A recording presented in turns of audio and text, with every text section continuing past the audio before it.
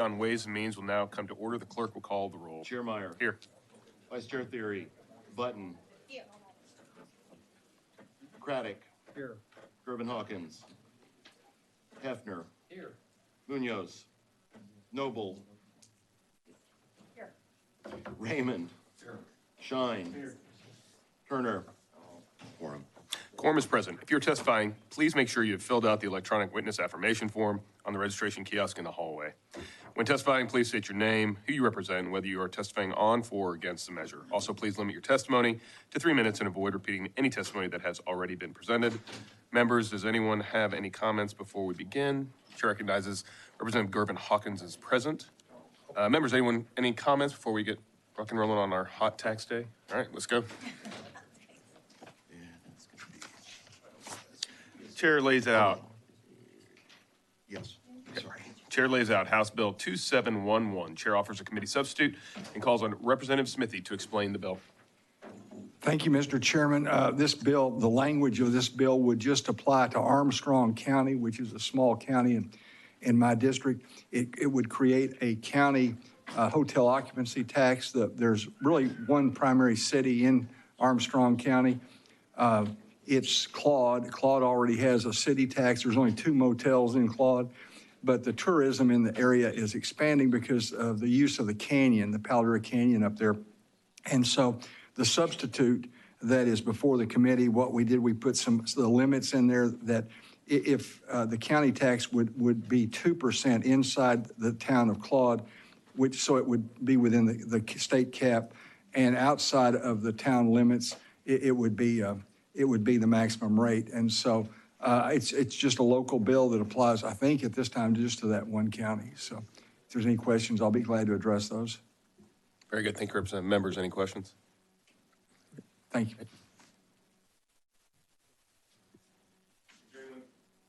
Is there anyone who wishes to testify on, for, or against House Bill 2711? Seeing none, the chair recognizes Representative Smithy to close on House Bill 2711. Chairman. Chair recognizes Representative Raymond. I had a question. Sure. Would they be able to, if we pass this, could they use it for a casino destination Not, site? you know, I'm not sure anybody's going to build a casino there, Richard. But if they wanted to, I just want to make sure that they could. No, they can't. They can't. Not unless we pass out that other bill, you know. Okay. But, okay. All right. Thank you, Thank Representative. you. I would close and ask for the committee's favorable. I think it's probably a local bill, so. Very good. Thank you, Representative. Committee substitute is withdrawn. If there is no objection, House Bill 2711 will be left pending. Is there objection? Chair hears none. House Bill 2711 is left pending. Chair lays out House Bill 3055 and calls Chair King to explain the bill. Thank you, Mr. Chairman, members.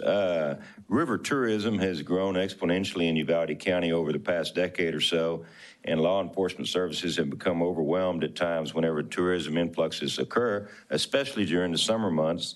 And then in addition to that, we have, y'all may not know this, but Uvalde County is going to be ground zero for the solar eclipse in April of 2024. People from all over the world will be coming in there. It's supposed to be the best place to see it. And then we have a partial eclipse in October of 2023. Anyway, this legislation allows for a portion of the hotel occupancy tax to be used for security purposes. It would expand law enforcement presence and safety standards in Uvalde. It is my understanding that this sort of framework is already operating in certain coastal communities. I'll be glad to answer any questions. If not, I reserve the right to close, and I think we have a couple of witnesses that are better informed on it than I might be. Thank you, Chair King. Members, any questions? All right, thank you, sir. Chair calls Justin Bregel.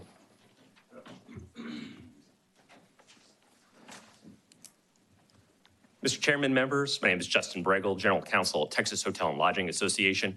We're not going to be testifying on every one of these bills, but we're here to answer questions on every one of these bills if you have any. We want to testify in this one, though, because it's a bit unique.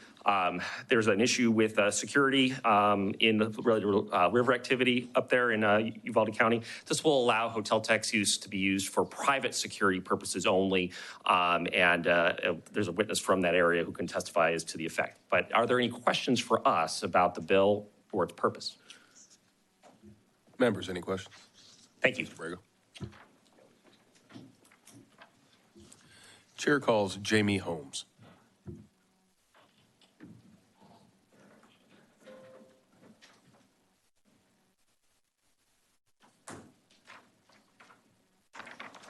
Good morning. My name is Jamie Holmes. I'm from Uvalde County. I am the president of Texas Hill Country River Region, also owner of Frio Country Resort there along the Frio River. I'm here today to ask you for your support of House Bill 3055. Uvalde County is a very big county. We have over 40 miles of navigable riverway. During our peak season, our population in Uvalde County expands from about 25,000 to over 100,000 people with no change in law enforcement. Obviously, it's very difficult to staff a law enforcement agency during a peak season that lasts about 120 days. This isn't a new problem. This is a problem that's been increasing year after year after year. It's obviously getting worse. Our backup resources like Texas Parks and Wildlife and the Game Wardens and the Border Patrol are obviously redirected, focused on the border crisis. Therefore, landowners and business owners are left to fend for themselves by investing in private security. We're doing that to protect our property rights, our land boundaries, to prevent trespassing, littering, and pollution. We also need to ensure the safety and security of our guests. We are losing ground and we're asking you for your support. Tourists and residents alike should be able to enjoy the natural resources in Uvalde County safely and water that is clean and free of litter and pollution. Property owners shouldn't be placed in dangerous situations to protect their property, nor should they be redirecting their personal financial resources to fund security. I'm asking for your support. Do you have any questions for me? Members, any questions? Thank you, ma'am. Thank you. Appreciate it. Is there anyone else who wishes to testify on, for, or against House Bill 3055? Seeing none, Chair recognizes Chair King to close on House Bill 3055. Thank you, Mr. Chairman. Members, passage of this would allow them to expand their law enforcement presence and make a safer environment for those folks enjoying the river. And I respectfully request your favorable consideration and be glad to answer any questions or close. Members, any questions? Thank you, Chair King. You're welcome. If there's no objection, House Bill 3055 will be left pending. Is there objection? Chair hears none. House Bill 3055 is left pending.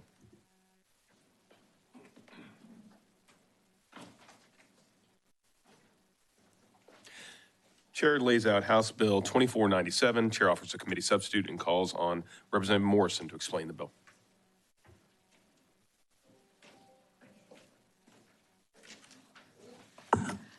Good morning, Chairman Meyer and Madam Vice Chair and members. Thank you for the opportunity to be here today to lay out House Bill 2497 and the substitute. Thank you, Mr. Chairman, for laying that out. This bill is focused on expanding opportunities for tourism in Matagorda County, which is expanding its growth tremendously. The bill request was brought to me by Bay City, located in my district, one of my new counties. And as they are working to expand their opportunities and to increase tourism for the improvement of the quality of life in their community. This bill seeks to broaden the allowable uses of the hotel occupancy tax with limits, as has been done previously for other municipalities. The bill would allow for focused investment in sporting and/or recreational facilities to bring in additional tourists and also jobs to the community.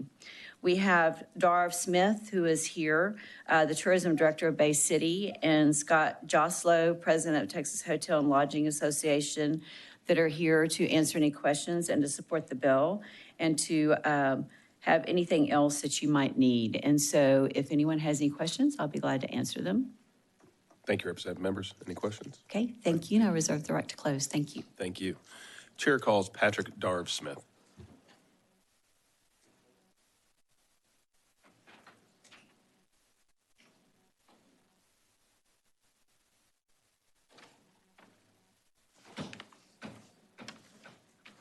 Chairman Meyer, Madam Vice Chair, and committee members, on behalf of the City of Bay City, thank you for the opportunity to attend and briefly discuss House Bill 2497. My name is Darv Smith, and I serve as the Director of Tourism for the City of Bay City. We appreciate Representative Morrison's interest and willingness to help the community explore and plan for our continued growth, including the area of tourism. Additionally, we appreciate the support and assistance in drafting this language from Scott Joslow of the Texas Hotel and Lodging Association. Currently, Matagorda County has a significant amount of tourism, largely focused on hunting, fishing, and bird watching. However, we know there's much more other families to offer the opportunity and unique beauty of our community. hence the reason for this legislation. While our plans are still in the idea phase, our City Council and others, including the Tourism Board of Advisors, are exploring opportunities to expand offerings in the community which draw in additional tourism. Some options in discussion include expanding the existing city-owned sports complex, which would allow for the hosting of regional events, or joining with other local entities to build a regional water attraction, which would provide health and wellness benefits to the community. This bill simply seeks to expand the opportunities of how the hotel occupancy tax can be utilized while staying in line with other municipalities who've requested similar expansions over the years. Again, on behalf of the City of Bay City and our City Council, thank you for the opportunity to be here today and for your support of our bill. Questions?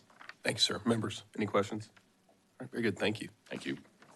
Is there anyone else who wishes to testify on, for, or against House Bill 2497? Seeing none, Chair recognizes Representative Morrison to close on House Bill 2497. Thank you, Mr. Chairman, for hearing this bill and for the economic development that this community needs. They are expanding tremendously, and so they need to bring more tourism into as they do that. And I look forward to your favorable consideration. If anyone has any questions, I'll gladly answer them. Thank you, members. Any questions? All right, thank you, Representative. Thank you, Mr. Chairman. Thank you. Committee substitute is withdrawn. If there's no objection, House Bill 2497 will be left pending. Is there objection? Chair hears none. House Bill 2497 is left pending.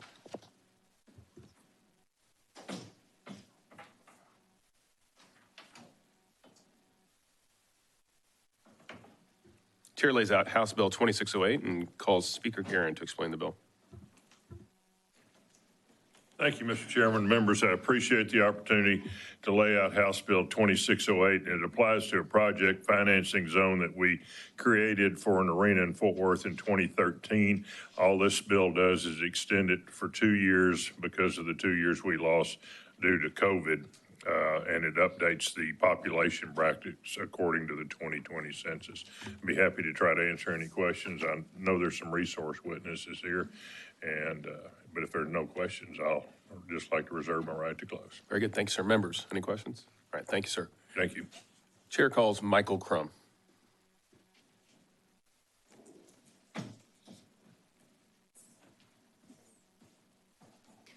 Good morning. I'm Michael Crum. I'm the Director of Public Events for the City of Fort Worth, and I'm here today to convey Fort Worth's support of 2608. Anything more? Any questions? No, sir, I think Mr. Guerin described the bill very accurately. You're a fantastic witness. Thank you, Mr. Crum. We appreciate it. Is there anyone else who wishes to testify on, for, or against House Bill 2608? Seeing none, the chair recognizes Speaker Guerin to close on House Bill 2608. Thank you, Mr. Chairman and members. I apologize for us taking up a little of your time. I ask your favorable consideration. I think this could go to local if y'all so desire. Very good. Thank you, sir. Thank you. If there's no objection, House Bill 2608 will be left pending. Is there objection? Chair hears none. House Bill 2608 is left pending.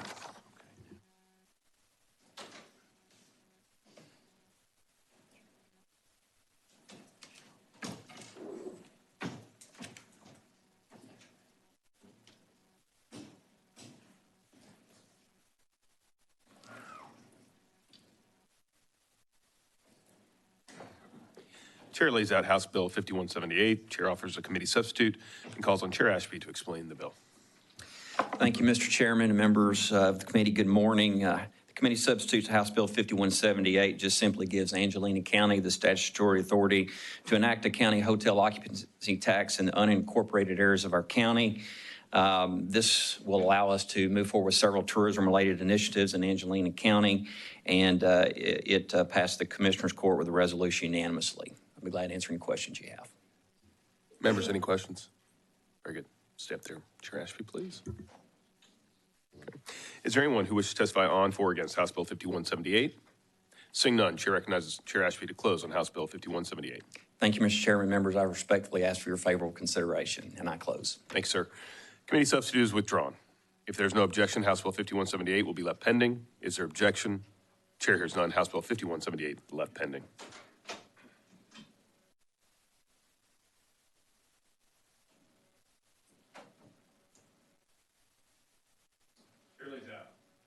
Chair lays out House Bill 1034 and calls Representative Stuckey to explain the bill. Thank you, Chairman, members. House Bill 1034 seeks to grant Wise County Hot Fund Authority in order to support historic preservation and restoration, growth at the county fairgrounds, and as a promotional tool for hidden gems to attract tourists. Unlike many of the bills you will hear on this subject today, HB 1034 comes with a new sense of urgency to my constituents. Last month in the early morning hours, a fire broke out at the Wise County Heritage Museum in Decatur, and the total loss of this building and pieces of history inside is devastating to the rural county. As the local leaders sift through the remains of the building, they are looking for the answers and solutions to move forward. And they are looking at other facilities concerned about preserving and protecting these cherished historic sites. House Bill 1034 will allow the county to continue its mission to protect and restore historic buildings like the renovation currently going on at the county courthouse. This bill would support the upkeep of this facility and would also allow the county to address some needs at the fairgrounds and further bolster the efforts to promote community like Bridgeport, the stagecoach capital of Texas. There are witnesses here today supporting the county in its effort to manage growth. They are passionate about celebrating the county's past and are optimistic about the future opportunities in Wise County. At this time, I'm happy to answer any questions. If not, I reserve the right to close. Members, any questions? Chair recognizes Representative Gervin Hawkins. Thank you, Mr. Chair. How you doing, sir? Good morning. Morning. So is this like I know you want to repair some things, so will this be a temporary deal, or you're looking for to be able to use these dollars now and into the future for this type of work? A lot of it is for maintenance. Years ago, there was some deferred maintenance on some, like the courthouse, and they're catching up now. They're doing a renovation, spending a lot of money on it, and we want to continue to maintain those buildings. And then, like I said, we lost the Heritage building to a fire last month, and so they're going to have to look into doing something to replace that. And your county is in approval of that? They are all in approval. I've got witnesses here for you to hear. Great, thank you. Thank you. Thank you, Representative. Thank you. Chair calls J.D. Clark. Thank you, Mr. Chair, members of the committee. I'm J.D. Clark, County Judge in Wise County, Texas, and happy to be here in support of House Bill 1034, a bill that would allow us to fund important historic preservation in Wise County. Currently, the Wise County Courthouse is undergoing restoration. When complete, the hotel occupancy tax revenue would help us create opportunities to open that building up to the public and visitors outside normal business hours and on weekends and during large events, and really build that culture of heritage tourism. We would also be able to participate in other historic preservation projects and create additional countywide heritage tourism opportunities, which then increase the number of visitors and visitor investment into Wise County, supporting our local economy. The promotion of heritage tourism will also include promotion of our available hotel lodging across the county. And as Representative Stuckey mentioned, it's taken on new urgency for us with the loss of our 1893 building that housed our Wise County Heritage Museum and was the repository for all our treasured county historical artifacts. And we have to figure out now how we move forward and share that history in a new way and get more visitors to come in and learn about Wise County in a different capacity. This would also allow expanded and improved facilities at the Wise County Fairgrounds. Wise County owns, maintains, and operates the Wise County Fairgrounds event facilities, livestock barns, arenas, etc., which is the site of many large events throughout the year that attract a great number of visitors to our county. Events include the Texas Scottish Festival, the Ader Food Truck Challenge, the Wise County Antique Auto Swap Meet, the Youth Fair and Rodeo, and numerous other agricultural, rodeo, festival, and retail events throughout the year. These events attract large crowds of visitors who then support the local economy by staying in our local hotels, eating in local restaurants, and shopping with our local merchants. This county hotel occupancy tax would allow us to further invest, improve, and expand those fairgrounds facilities, to retain and grow existing events and attract other new exciting events to increase visitors and tourism in Wise County. Long-term opportunities for those fairgrounds include an expo center type facility with a covered arena to accommodate larger and additional events. This would also create a mechanism for us to advertise those events and attractions, as well as hotels that can accommodate visitors. Wise County is within easy driving distance of millions of Texans, and the ability to effectively market our events, attractions, and lodging would greatly increase our overnight visitors who then invest in that local economy. We would also be able to invest in critical parking improvements impacted by visitors and large events, including historic downtown areas and the Wise County Fairgrounds. Investing in better parking in those areas will serve to attract other events and ensure that our visitors will want to return and continue to invest their money with us. And finally, this gives us another tool in our county toolbox outside of property tax to help fund important projects and activities that will serve as economic development drivers and boost our local economy. We'd appreciate your support of House Bill 1034. Thank you. Members, any questions? All right, seeing none. Thank you, Judge. Appreciate it. Is there anyone else who wishes to testify on, for, or against House Bill 1034? Seeing none, Chair recognizes Representative Stuckey to close on House Bill 1034. Thank you again, Chairman. I know you're considering many bills on this subject today. I ask your favorable consideration. You send this bill to local and consent calendars. Thank you for your time today, and I close. Thank you, sir. If there's no objection, House Bill 1034 will be left pending. Is there objection? Chair hears none. House Bill 1034 is left pending. Chair lays out House Bill 2321 and calls on Representative Stuckey to explain the bill. Again, thank you, Chairman and members. In the 86th legislature, the passage of HB 4347 accidentally included a drafting error that took out 7 cities for the qualified hotel program. The city of Denton is one of those cities. HB 2321 seeks to correct the drafting error to allow the city to participate in the program, which creates a rebate to help pay for the qualified hotel projects within 1,000 feet of the convention center. This is a simple cleanup bill that corrects the drafting error. We have a witness here to testify about the impact of the loss of the program has had and how this fix will allow the city to continue succeeding on its developmental projects. At this time, I'm happy to answer any questions. If not, I reserve the right to close. Chair recognizes Representative Noble. Thank you, Mr. Chairman. You have a bit of a fiscal note on this one that will cost the state in 2028 almost $2.5 million. Do you have a reason for that? Most of the hot bills we hear don't have a fiscal note. What's going on with this? We've got expert witnesses here, but I would assume the reason is because there were 7 cities that were left out inadvertently, and they are not allowed to have the same opportunity that everybody else does. Does that make sense? That's not necessarily, no. but I'll ask. Let's ask one of the expert witnesses. Okay, thank you. Thank you. Members, any other questions for Representative Stuckey? All right, thank you, sir. Chair calls Wayne Emerson.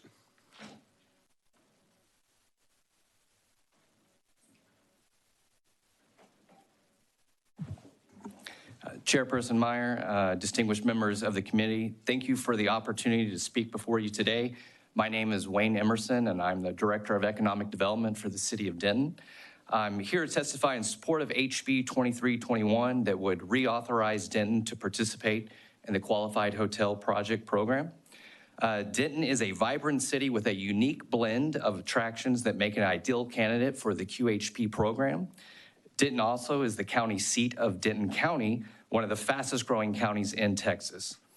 Our city is home to 2 of the largest and fastest growing universities in the state, the University of North Texas and Texas Woman's University. And these institutions bring a significant number of visitors, including parents and college athletics fans who contribute to the demand for quality in our city. Additionally, Denton boasts a thriving music scene, a historic downtown area that attracts tourists and residents alike, and we're confident that our city's unique qualities will make it a desirable destination for conventions and events. However, constructing convention center hotels, which are critical for the success of the convention centers, are expensive and challenging with solely private sector funding. Our participation would attract major capital investments, boost local businesses, and support Denton's economy, which is especially important given our rapid growth and expanding presence of our universities. In conclusion, I urge the committee to support this bill and reauthorize Denton to participate in the QHP program. By doing so, you will enable our rapidly growing city with its significant university presence and influx of visitors to tap into the economic potential of convention space. Thank you for your time and consideration, and I'm happy to answer any questions you may have. Chair recognizes Representative Noble. Thank you, Mr. Chairman. Do you understand why there is such a large impact to the state with reauthorization of this? I'm not aware of why there would be a fiscal note. That's not, I don't know. Thank you. And do you have any familiarity as to the inadvertently left out or why the city would need this additional entitlement, right? Like, I mean, this is a new entitlement to the city. Why is it necessary for you all? So as I know, we were previously authorized. I am new to the city, but to us, this would be a very valuable tool, as I stated. And we had no intention of being left out when the new bill was passed. And so we would like to remain as part of the program. Okay. But as far as why that didn't happen. Understood, Mr. Emerson. We can do additional research as to the whys and why it is needed now. So thank you, sir, for your testimony. Members, any other questions? Very good. Thank you, sir.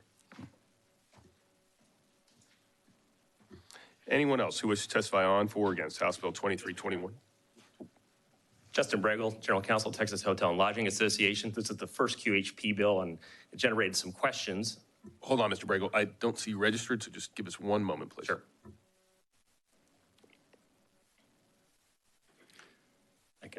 I can fix that. Okay.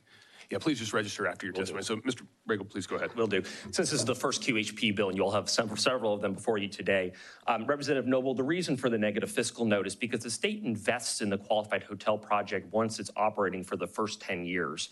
Then after that 10-year period has elapsed, the hotel continues, of course, to operate, generating revenue that the state retains. The state is a partner, essentially, with the municipality in the construction of these hotel projects. It is an investment of state funds, but what we should typically see is between years 7 or 8, after the rebate period is over, the state is made whole from that investment. There is a bill before you later today that will address that more specifically and create that into statute to codify that. But that's the reason for the codification. The reason why Denton was removed, somebody else asked that, was removed in 4347 back in year 2019. That was a cleanup bill. We cleaned up, well, so you all cleaned up the QHP program pretty substantially. And any of the cities that were inadvertently included as a bracket in legislation was taken out, and then each city can come back to you all for permission to do a qualified hotel project in a future year. Here we are today. Any questions about QHPs? Or was it really inadvertently or was it intentional? How do you inadvertently leave out? Well, so it was intentionally removed from 4347 in 2019. Right. If the question is, was Denton supposed to be in the program before that date? That I don't know, but they hadn't used the program at that point in time. There was an effort and a desire amongst you all to remove cities that had at that time no intention of developing a QHP program. Now we're here, it's a different year, of course, and now Denton has the need for a qualified hotel project. Okay, very good. Thank you, Mr. Bregel. All right, thank you. I'll register. Thank you. Members, hold on, Mr. Bregel. Hold on. Members, any questions? Additional? All right, very good. Thank you, sir. Chair recognizes Vice Chair Theory is present.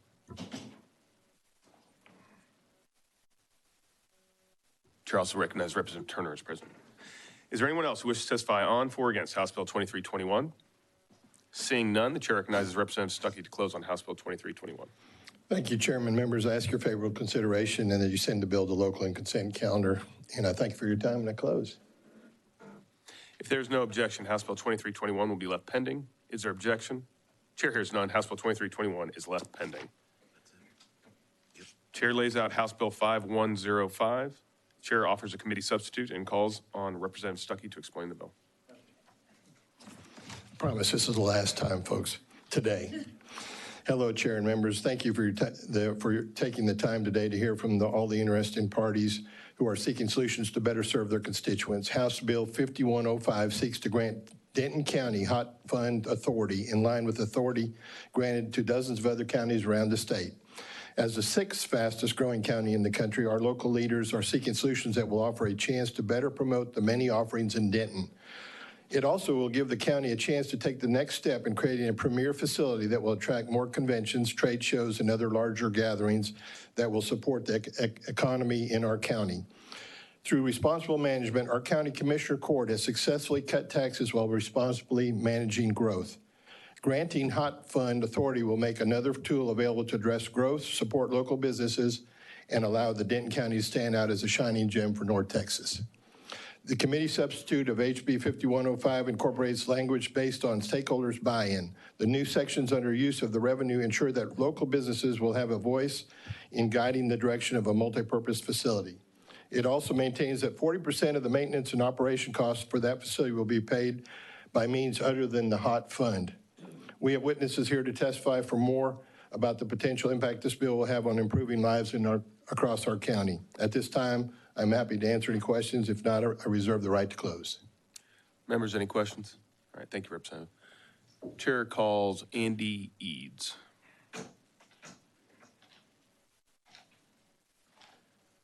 Well, good morning, Mr. Chairman and members. I'm Andy Eads. I'm the Denton County Judge and proud to represent nearly 1 million residents in Denton County. Denton County continues to be one of the fastest growing counties, as Representative Stuckey referenced earlier. We grow by 82 people a day.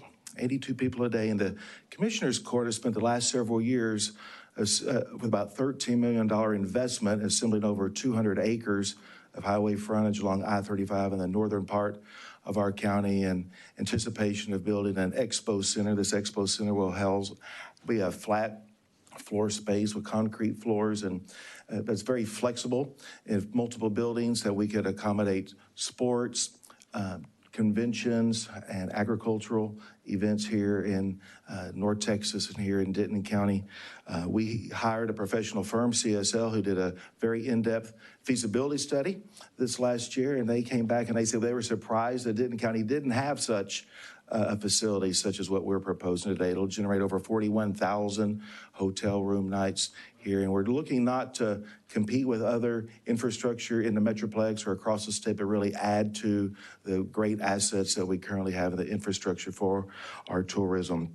I'd like to thank Scott Joslov at the Texas Hotel and Lodging Association refining our language and their true partnership and their support of this proposal.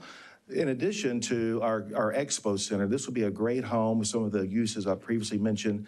This will be a great home for our North Texas State Fair Association, which has a 95-year history in Denton County with our highlighting our agricultural industry that continues to be very vibrant. And I'll be happy to answer any questions you may have. And thank you for your consideration. Very good. Thank you, Judge Eads. Members, Chair recognizes Representative Raymond. Yes, sir. Thank you, Chairman. Judge, what are the economic drivers? All that population growth, what's driving it? For the county? Yeah. Overall in the county or the? Yeah, what's bringing people in? I don't know. Well, for North Texas, I think DFW Airport is one of the biggest economic drivers that we have to say. And it has had the wonderful regulatory environment that the legislature has created across the state is part of the Texas miracle. And North Texas, continues to be a hub of economic growth and vitality. And we're glad to be at the top of the Metroplex there. And with reference to Denton County, you have new companies coming in or what? Oh, yes, sir. Oh, we have wonderful educational opportunities at the University of North Texas, Texas Women's University, but we also have a great low tax rate. It continues to be a driver, as well as our wonderful school districts across the county. But we're not all developed. We have 3 beautiful lakes in Denton County, and so that is part of Denton County is a great place to live, work, and play, but we are home to many industries such as Peterbilt, Mary Kay Cosmetics, the PGA North America just relocated to the Frisco part of Denton County, so we continue to be very vibrant. And you got Charles Schwab. And you got Buc-ee's? Listen to me, not only one Buc-ee's, we have 2. I didn't know how many people have 2 Buc-ee's in their county. So yes. You may be the only county that has 2, Seth. I think so. That's some bragging rights right there. Thank you. All right, thank you. Chair recognizes Representative Hefner. Thank you for being here today. Yes, sir. Part of the bill talks about, it says the county to which this section applies shall finance at least 40% of the annual maintenance and operation costs for the multi-purpose sports and events complex. That's a little bit out of the norm, isn't it, to be dedicated? It is. It is out of the norm. Scott and I talked about that last week, but we felt that it was appropriate as we worked with our consultants from CSL. We had a conversation about what would be the breakdown from external users coming to this future expo center versus local local traffic and local events such as graduations or other things. And so we thought that it was appropriate that the county bear some of the O&M on to offset so we could reinvest those funds for operation and maintenance for local events, and our hotel motel taxes be used to really get heads in beds and draw from outside of the county. Okay. So it was a partnership mindset that we had. Thank you. Members, any other questions? Thank you, Judge East. All right, thank you. Thank you for your consideration. Yes, sir. Chair calls Scott Juslove. Mr. Chairman, my name is Scott Joseph. I'm President and CEO of the Texas Hotel and Lodging Association. We're here in full support of the bill. We just want to thank the state representative as well as the county judge for working with on the bill provisions. I'd be glad to answer any questions. Thank you, sir. Members, any questions? All right, thank you very much. Appreciate it. Is there anyone else who wishes to testify on, for, or against House Bill 5105? Seeing none, Chair recognizes Representative Stuckey to close on House Bill 5105. Thank you, Chairman. Again, I want to say how blessed I am with my new district. It includes Denton and Wise County and the growth that we have in both of those counties and the synergism of them working together. I have both of my county judges here today. When Lori and I moved to Denton County in 1983 and started veterinary medicine, there was about 140,000 people. Now there's 1 million. Wise County is about to experience that same thing, and we're getting a lot of opportunities that we have because of many reasons that people want to come there. I got more college students in my district than any other district in the state of Texas. But anyway, I ask your favorable consideration on this bill and send it please to local and consent, and thank you for your time, and I close. Thank you, Representative. Committee substitute is withdrawn. If there is no objection, House Bill 5105 will be left pending. Is there objection? Chair hears none. House Bill 5105 is left pending.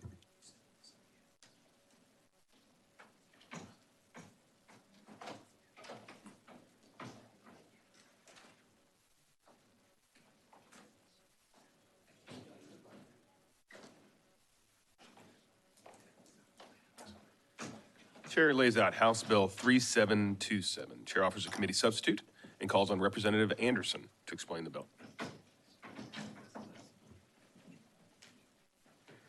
Thank you, Mr. Chairman and members. Appreciate being with you today.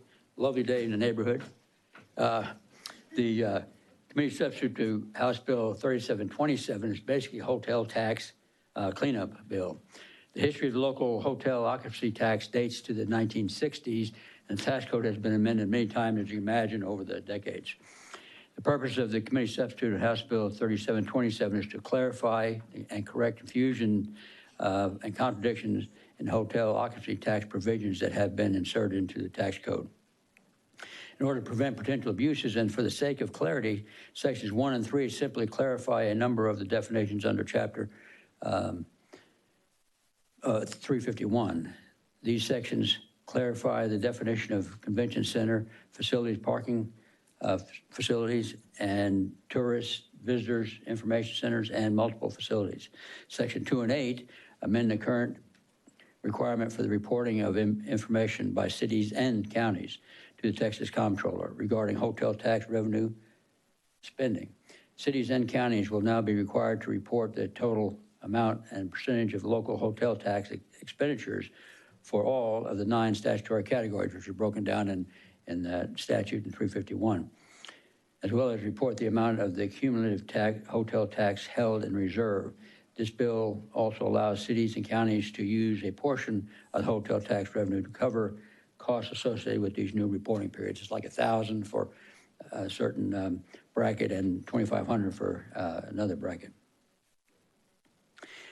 Section 5 removes outdated and unused language from the tax code that relates to hotel tax usage caps and provides for more consistency in how these caps are applied. Section 6 provides that the use of hotel occupancy tax for a transportation system that serves the general public is prohibited. In order to be eligible to receive hotel occupancy tax funding, a transportation system must be primarily used for tourists. Section 7 pertains to qualified hotel projects. This section provides a clawback for the state of Texas should a qualified hotel project not perform as expected, as the investment of the state tax revenue in the state does not recoup in its investment over 20 years after the QHB opens. Then the municipality shall reimburse the state for local hotel tax receipts from the QHP until that state total investment of prior state revenues has been repaid. Section 9 repeals confusing and inappropriate or inapplicable provisions related to the hotel tax revenue caps for the historic restoration and preservation, and ineffectual language relating to the transportation systems and tourists. We have an expert witness in attendance today that can answer specifically your questions, if you like, and from the Hotel and Lodging Association. And with that, I'll stand for any questions. Thank you, members. Any questions? And Representative, this is just standardization, cleanup of local HOT. That's correct. That's all this is, just kind of clean up some provisions and making sure it's more streamlined. Is that fair? That's right. Transparency and Yes, sir. Very good. clarity. Thank you, sir. Yeah, thank you. Chair calls Justin Bregel. Mr. Chairman, members, my name is Justin Bregel, General Counsel for Texas Hotel and Lodging Association, here in support of HB 3727. The bill is exactly as stated. It's a cleanup bill. We worked with Chairman Birdwell in the interim on the language before you. This committee substitute was voted out of Senate NRED last week, in fact. One of Senator Birdwell's preferences, Representative Noble, was to include this clawback, and we felt it was important as well, right? We want to make sure that the state of Texas is getting a good investment for the Qualified Hotel Project program, even though we typically see about 5 to 8 years after the hotel stops receiving rebates, the state's made whole. By year 20, the state must be made whole under this bill, or the city must reimburse the state of Texas from its local hotel tax funds. We hope that this will encourage every project going forward to be tight and be something that's going to be a good investment for the state. We think this is a good bill for all of us, really for all of our investment in these projects and programs. I'm here to answer any questions you may have. Chair recognizes Representative Gervin Hawkins. Thank you, Mr. Chair. Question, when I'm hearing the different bills on the hot tax. Yes. And every area is different. We don't have a uniformed line items of what hot tax can be spent on. Would a uniformity thing work, or every district or every area is so different that it, Well, more the latter, that every community has a unique use of hotel taxes. Hotel tax rates are high, and that's part of the discussion here, right?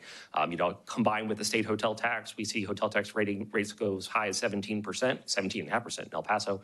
And so as a result, we like to see, I think we generally, for policy reasons, want this revenue to be used in a way that really generates hotel activity and tourism activity over the long term. And that's going to differ in community to community. Now, there's a sort of a base level where most cities can take advantage of using hotel tax revenue and just sort of the general rules under 351-101A. That's the standard 9 uses of hotel tax revenue. That's mostly what this bill cleans up.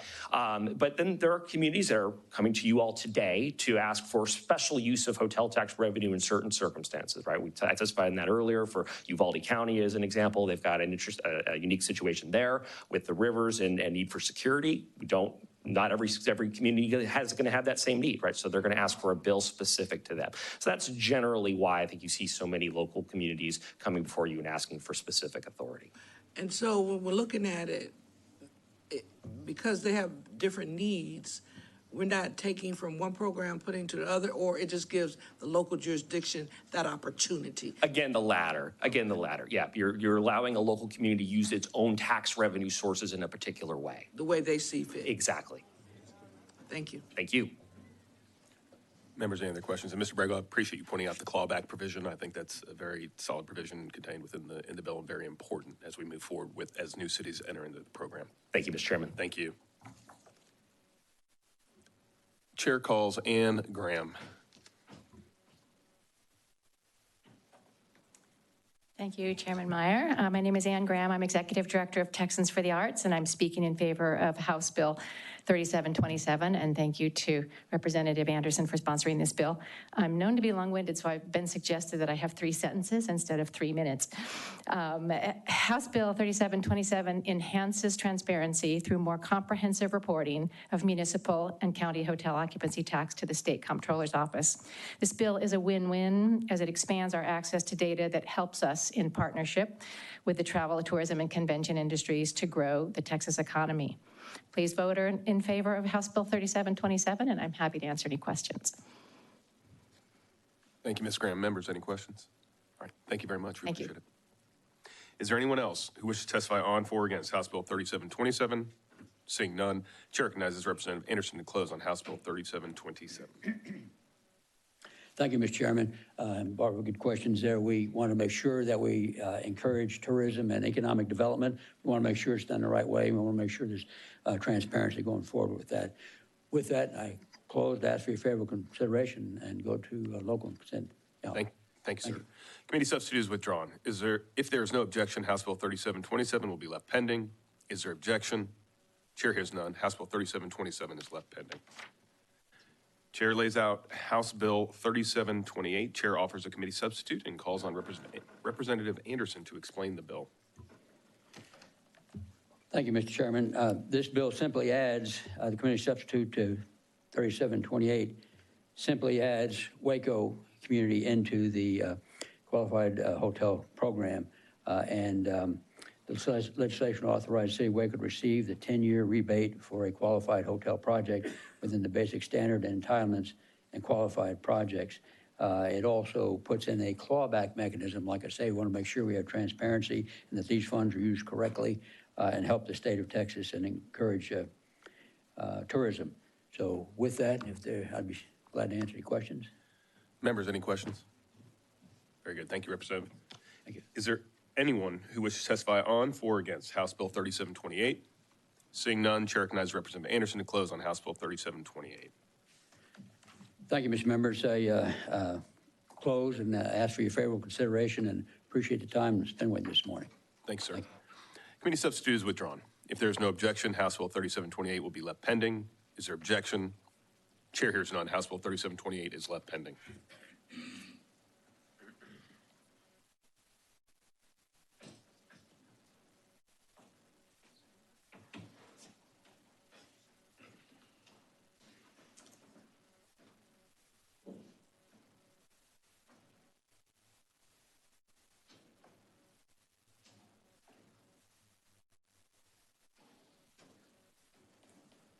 Chair lays out House Bill 4563 and calls on Chair Longoria to explain the bill.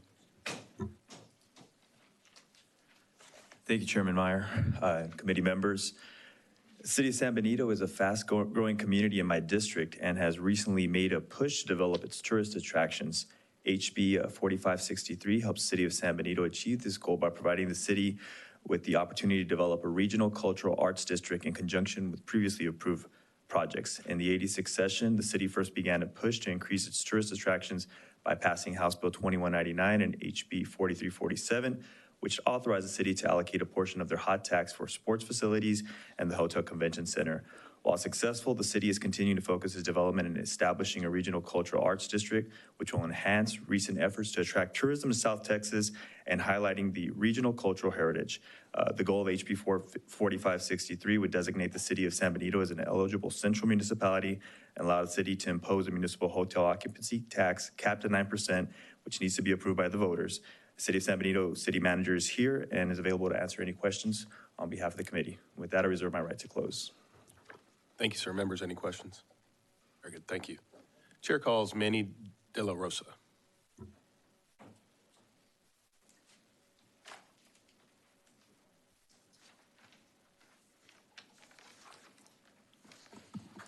Good morning, Chairman Meyer and members. My name is Manny De La Rosa. I am the city manager for the City of San Benito.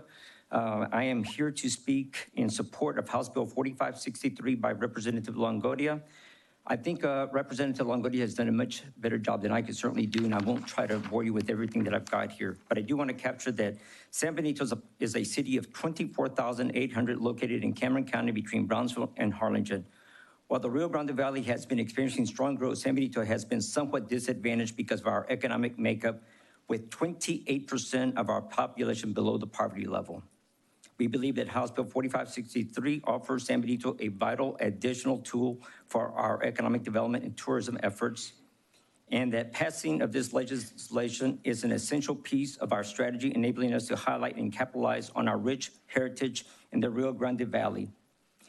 Thank you for your consideration, and I'll be happy to answer any questions. Thank you, sir. Members, any questions?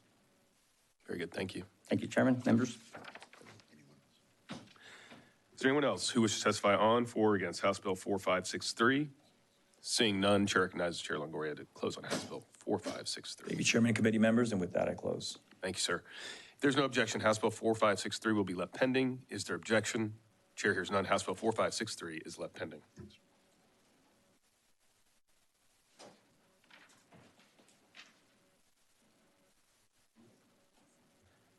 Chair lays out House Bill 4564 and calls on Chair Longoria to explain the bill. Thank you, Chairman and committee members. House Bill 4564 provides City of Harlingen with an extra tool in the toolbox to help with the Harlingen Convention Center. In 2016, City of Harlingen issued $13 million in certificates of obligation to construct the 44,000 square foot convention center on city-owned land. The convention center is built and operational, and I've been there, and it's beautiful. City pays an annual debt payment and is reimbursed approximately 70% by the Harlingen Community Improvement Board, which is a Texas EDC 4B corporation. There's a current balance of certificates of obligations of $10,790,000. City leaders in Harlingen believe Harlingen taxpayers would benefit if the remainder of the debt on the convention center was financed from taxes paid for by visitors who use the convention center rather than general taxpayers. Other cities in Texas have financed special venues that are used by visitors to their city with proceeds from rental car tax and hotel motel tax. Citizens of Harlingen pay these taxes when they travel to those venues, and the city believes that the visitors of Harlingen Convention Center should help pay for the convention center. To achieve this goal, HB 4564 would allow the City of Harlingen to hold a local election to approve a short-term motor vehicle tax that would be used to pay the debt service on the Harlingen Convention Center. If approved by the voters of Harlingen, the city would have more resources to continue to help their growing city. And I believe the Harlingen City Mayor, along with the city attorney and possibly city manager, are here for any questions. And with that, I reserve my right to close. Members, any questions? Very good. Thank you, Chairman. Chair calls Norma Sepulveda.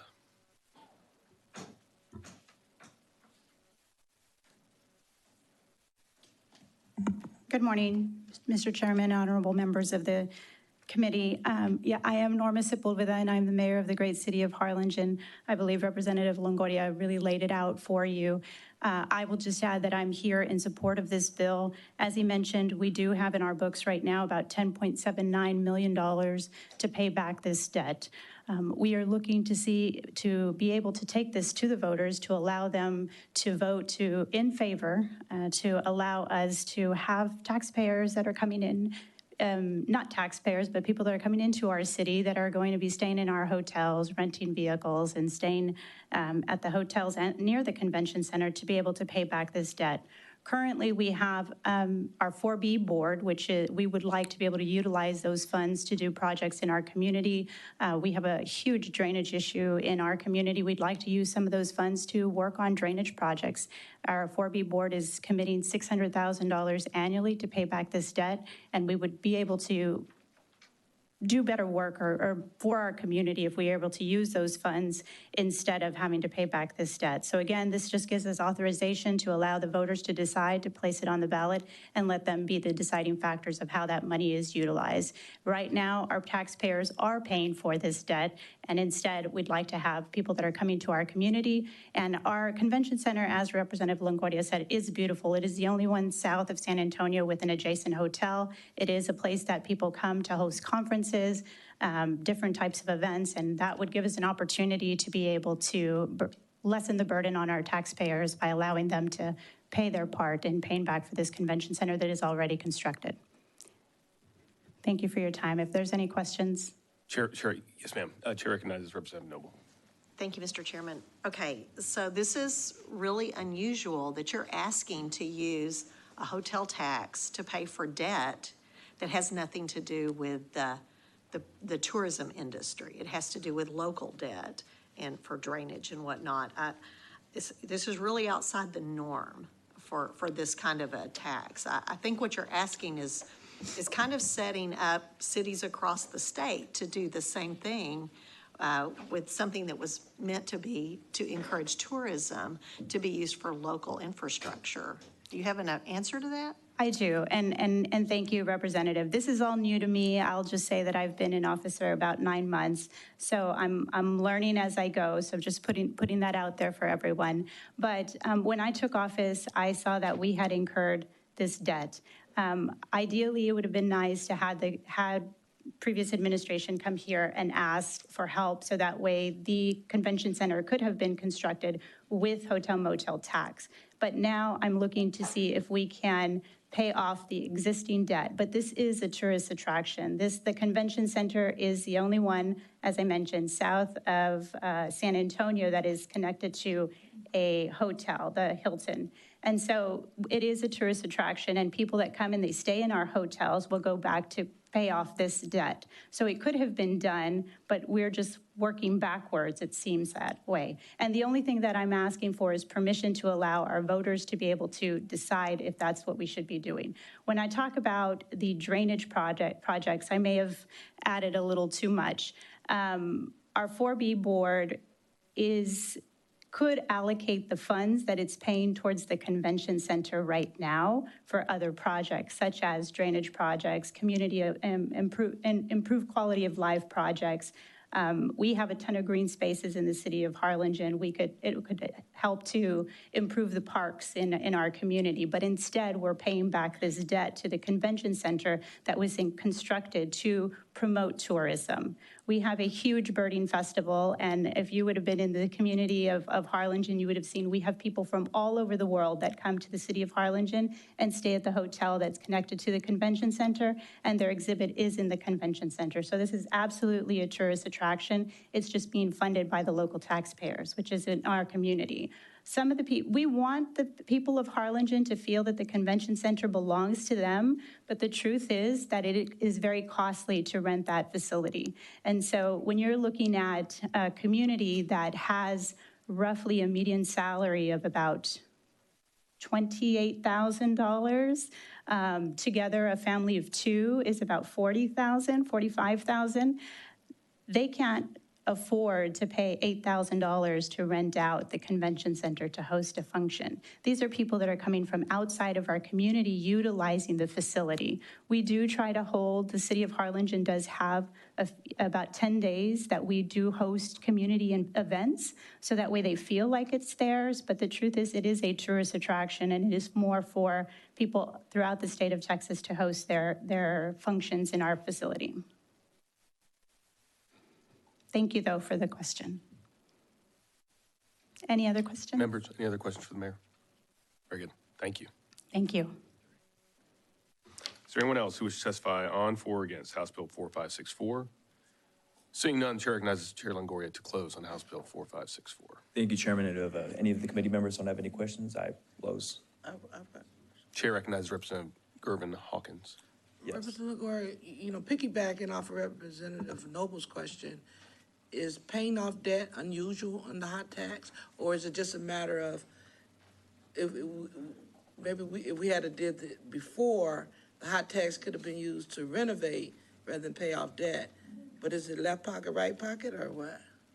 I understand your concerns. I just think the city is looking at the situation they're in right now. I think the mayor just mentioned that, she's new to the administration. They're looking for other options. They're looking at possibly being able to do this, on the rent-a-car fees, to be able to kind of address that. I mean, the convention center is a beautiful facility, and its proximity to the airport is very beneficial. I don't know if that was hinted on, but it's a great center, and I just think they're trying to figure out ways to make sure that they can continue to grow that area and enhance tourism. So it would have probably been done differently if it had been viewed, but at this point, they're just trying to make lemonade with the lemons. So paying off the debt would be a one-time deal, and then moving forward, the hot tax would be used just to support the convention? That's correct, and I have something for that right now. Oh, great. Chair recognizes Representative Shine. Representative Shine. Representative Longoria, as you have to have an election, what happens, what's the contingency plan if the election fails to support this? That's a great question. I think that'd be something for the city to address and their elected officials make that decision at that level. Okay, thank you. And this is the short-term motor vehicle rental tax, right? That's correct, Chairman. Okay, this isn't the hot tax, correct? That's correct. Okay, I just want to clarify for the committee as well. Yes. Very good. Any other questions for Chair Longoria? Thanks, sir. If there's no objection, House Bill 4564 will be left pending. Is there objection? Chair hears none. House Bill 4564 is left pending. Chair lays out House Bill 4565 and calls Chair Longoria to explain the bill. Thank you, Chairman. And 4565 would designate Harlingen as an eligible central municipality. And this is the hotel occupancy tax, hot tax, capping it at 9, voter approval for the Harlingen Convention Center. So with that, if any of the members have any questions. Members, any questions? Very good. Thank you. I reserve my right to close, Chairman. Very good. Thank you, sir.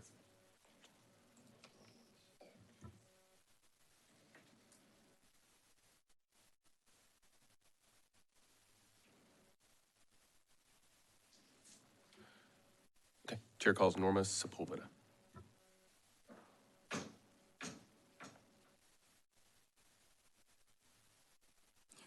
Chairman, committee members, Norma Sepulveda, again, Mayor of the City of Harlingen, in support of House Bill 4565.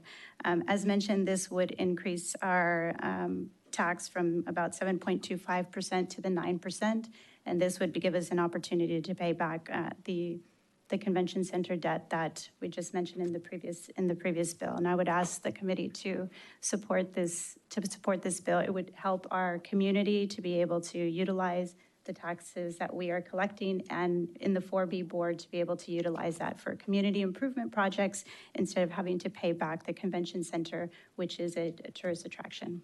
Thank you. I'll answer any questions if you have any.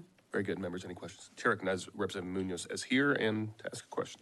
I guess I just wanted to know, just so we can have an idea about the debt for the convention center. Yes. What are we looking at paying? So currently, right now, we have a debt of $10.79 million, and we are paying that through our 4B board about $600,000 annually. So I don't know, I think it's roughly 10 years or so to be able to pay that back. And again, this funds that we are using to pay back this debt is taxpayer money. And it would be nice to be able to utilize the taxes that we incur from the hotel that is adjacent to the convention center, the hotel, and as Representative Longoria said, it is very close in proximity to the Valley International Airport, and it would be able to give us that opportunity to pay that back hopefully sooner, and in addition to that, free up some money for our local community to be able to utilize those funds for things that will benefit the entire community of the city of Harlingen. And I guess, Alchoy, I was just asking to see what how much would be there in debt, so if it was a short term, how long it would take to pay it off, and that way you can use the money for the rest of it. Okay, I'm sorry, I don't think I understood the question. Yeah, I was asking what the total debt was that you had remaining, that way the intention is to. Okay, $10.79 million. The intention would be to use this short term to pay that off, so that way you can free up more money. That's exactly right. Yes, sir. Sorry about that. Chair recognizes Representative Noble. Thank you, Mr. Chairman. Okay, just following up on his question, because the way I read the bill, it has not just pay off the debt, but it has operation and maintenance costs coming out of that. It actually says maintenance. It just, the language is just changed to, it added language to pay off existing debt. Everything else has remained the same. Our language is to, because there was not a vehicle for existing debt, it was for the construction. So as previously stated, we could have come and asked for it to be able to construct the facility, but that was not done. This is just to pay off the existing debt, but again, it would still have to go to the voters for approval.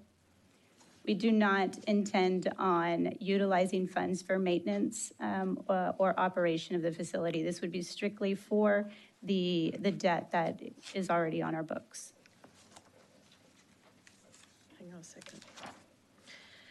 In the last paragraph of the bill, it actually says, associated with construction, expansion, maintenance, financing, operation, or other debt service included. So actually, that is included in the bill. And I would defer to normally our city attorney would be here today, but he did unfortunately had a medical issue.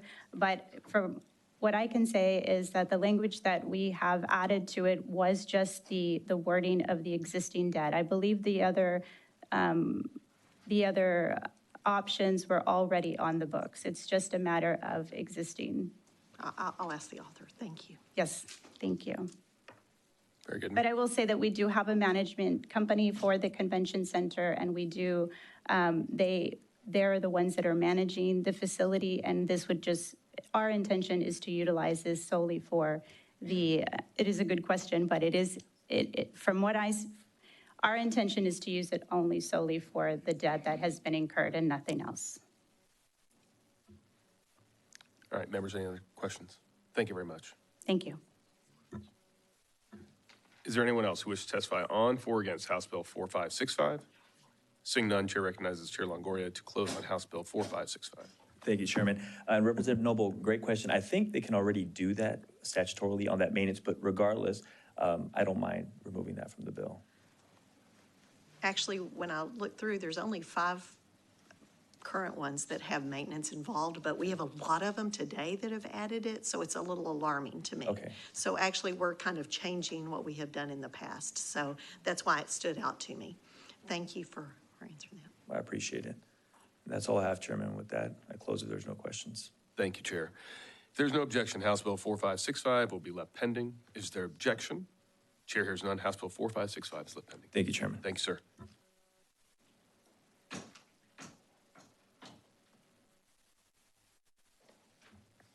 Chair lays out House Bill 4529. Chair offers a committee substitute and calls on Chair Capriglione to explain the bill.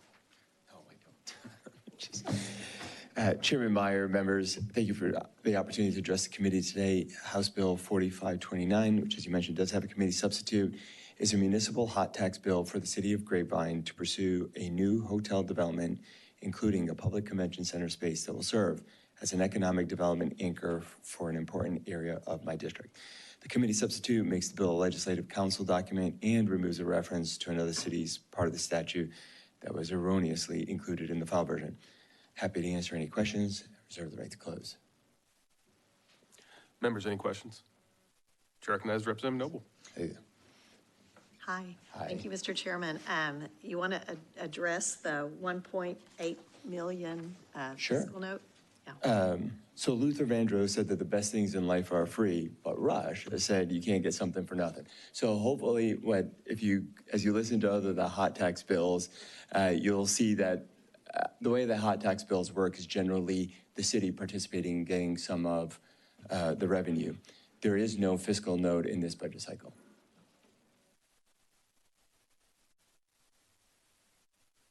Great. All right, very good. Members, any other questions? All right. Thank you, Mr. Chair. Appreciate it. Chair calls Bruno Rumbelow.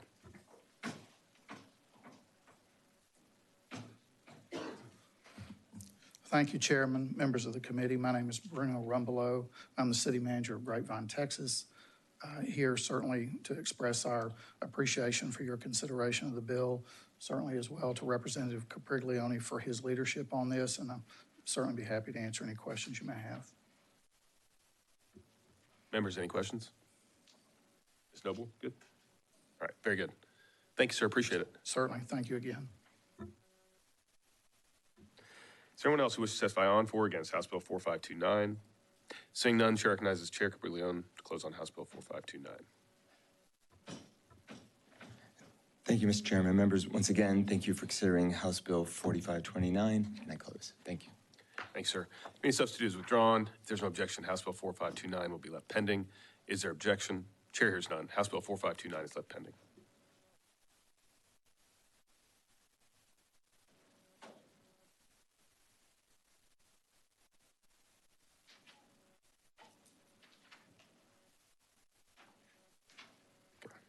Chair lays out House Bill 2648. Chair offers a committee substitute and calls on Chair Harless to explain the bill. Thank you, Mr. Chairman and members, and thank you for the opportunity to lay out House Bill 2648, and I do have a committee substitute. Houston needs to modernize and expand the George R. Brown Convention Center, which held its first convention in 1987, to remain competitive with cities like Dallas and Fort Worth and other major destinations across the country, to attract large conventions such as the 2028 Republican National Convention. Houston and Miami are the finalists in the 2028 Republican National Convention, and the site selection will be made in the summer of 2023. Allowing Houston to expand the George R. Brown Convention Center will provide impetus to Houston's bid. This bill would allow the Houston First Corporation, which is the convention and marketing local government corporation of the city of Houston, to utilize the tax code section 351.1015 to modernize and expand the George R. Brown Convention Center, just like Dallas and Fort Worth are currently able to do. The committee substitute amends the section of the tax code to allow the city of Houston and authorize Houston First Corporation to act on their behalf. While this bill has a physical note, the limited view of the impact does not take into consideration the offset of new revenues and sales tax generated from redevelopment of the area and the infrastructure. This bill is supported by Central Houston, the City of Houston, Greater Houston Partnership, Hotel Association of Greater Houston, Texas Hotel and Lodging Association, and the Texas Travel Alliance. I do have some witnesses, and I'd be happy to answer any questions, and I respectfully ask for the opportunity to close. Members, any questions? I do, just kind of going off of Representative Noble as well. This has a fairly hefty fiscal note. Do we know what that is attributable to? I believe my experts will Very be good. happy to answer that. Thank you, Mr. Chairman. Thank you, sir. Appreciate it.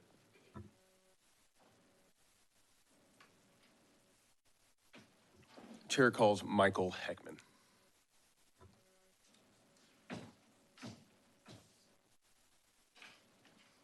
Good morning, Mr. Chairman, members of the committee. I'm happy to be here. My name is Michael Heckman, President and CEO of Houston First Corporation. I'm here to testify in support of the bill.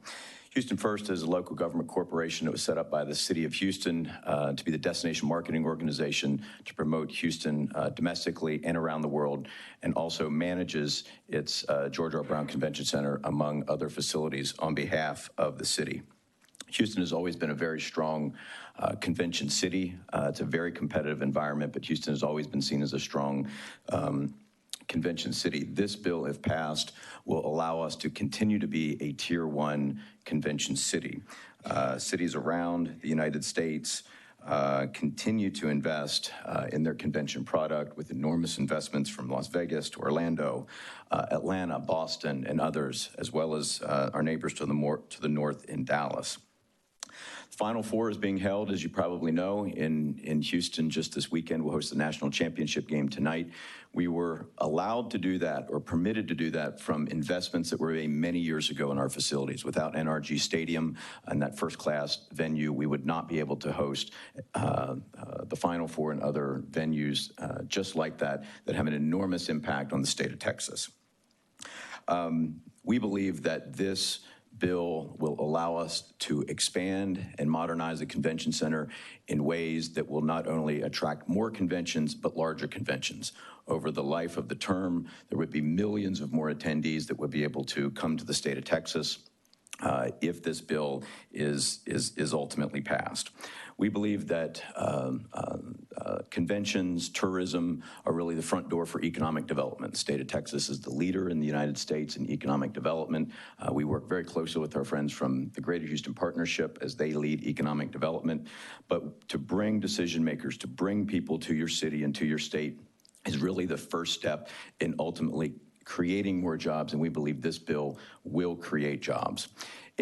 With respect to the fiscal note, we are aware of that. We do believe that is not the full picture. That is a static look at it, is not take into account the sales tax, the hot tax that will be generated above and beyond from higher prices for paying attendees and hot tax that will come in, as well as private development once this is put forward that will take place in and around the convention district. We have seen that time and again around the United States, and we believe this will be a very good thing for Houston, a very good thing for the state of Texas. And I thank you for your time this morning, and happy to answer any questions. Chair recognizes Chair Budden. Thank you, Mr. Chairman. And I want to first thank Representative Hollis that brought this very important bill. And I feel the similar type of situation, what's going on in the Dallas area, we're facing the aging, the convention center as well. And we definitely know that the fiscal note, it is not something we can ignore that, okay? But because the structure about the fiscal note, it's not a dynamic fiscal note. And just like you mentioned, it doesn't incorporate the future revenue will be generated and also job creation. But I'm just wondering, either you or some of the other people who are going to testify for the bill, and maybe the representative himself can give us some kind of, not officially, but to a certain degree, your economic plan analysis, so we feel comfortable. Like my heart wants to support this wonderful effort, but we also have a responsibility for the taxpayers. So we need to have something we can put it into the hand and say, okay, this is going to be, well, of course, when you do that, you have to make a lot of assumptions, okay? Sure. But at least you get something there. People say, just like a business plan, okay, this is gonna increase our revenue, increase our conventions, increase, create more jobs. So we feel more comfortable to support it.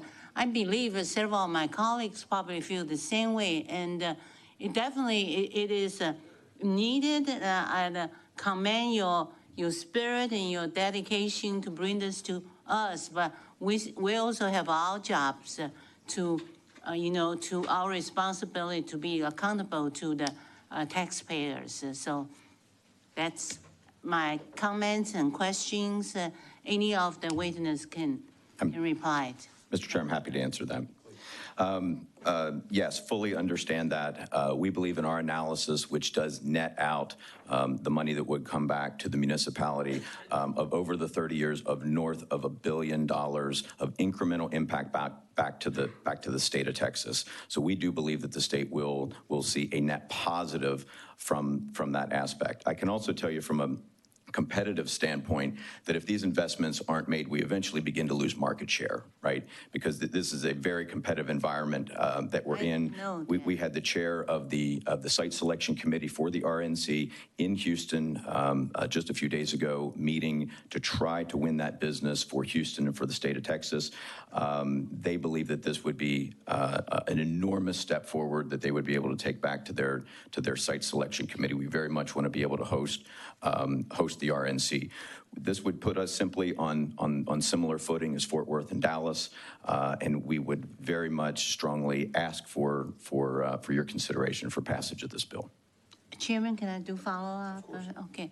Yeah, could you send us the analysis, Sure. to each of the members? We would like to see that, and seeing is believing, and then we will have a better position to support this bill. Certainly, we'd be happy to do that. Okay. Members, any other questions? Thanks, sir. Thank you. If not, I think it could be helpful to have a resource witness on this bill. Chair calls Laura Abi Habib from the Comptroller's Office.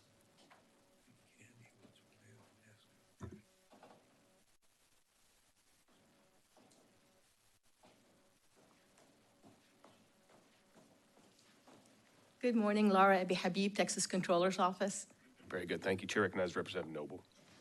Thank you, Mr. Chairman. So the last witness stated that the state would benefit, and I understand the sales tax side, but the hot tax side, I'm very curious about that because it's my understanding that the hot tax goes to the local entity to help pay for what they've just done. The state doesn't, am I wrong in assuming that the state does not benefit from the hot tax that the people are paying? Is that, how does the hot tax work? I know that's kind of a Yeah. big, broad question, but. So there's a state portion of the hot tax. There is a state portion. And the local portion, the controller's office does not administer. So it's left up to the locals. So, but what we're doing today is expanding the locals amount. Is that not correct? On this particular bill? Yes, ma'am. So we are adding Houston to the project financing zone. So Houston once it builds this project and all of that stuff, it's state rebates for a 30-year period. So state rebates of sales taxes, state rebates of hotel taxes, and so forth. So the fiscal note, which is, I assume y'all said, at over 28 million, that would take a good long time if we're rebating those kind of things back to the project. When would the state see any income from that? I do not know, and I did not work on the fiscal note because I'm not in revenue estimating. I'm from policy, so I can talk more about how the project works and things like that. As far as when will the state receive benefits, that's something I can't answer, but. Okay, thank you. Members, any other questions? I do have a couple. One, how many other municipalities actually have this authority that you're familiar? Right now, I believe it's Dallas and Fort Worth. They are able to have project financing zones.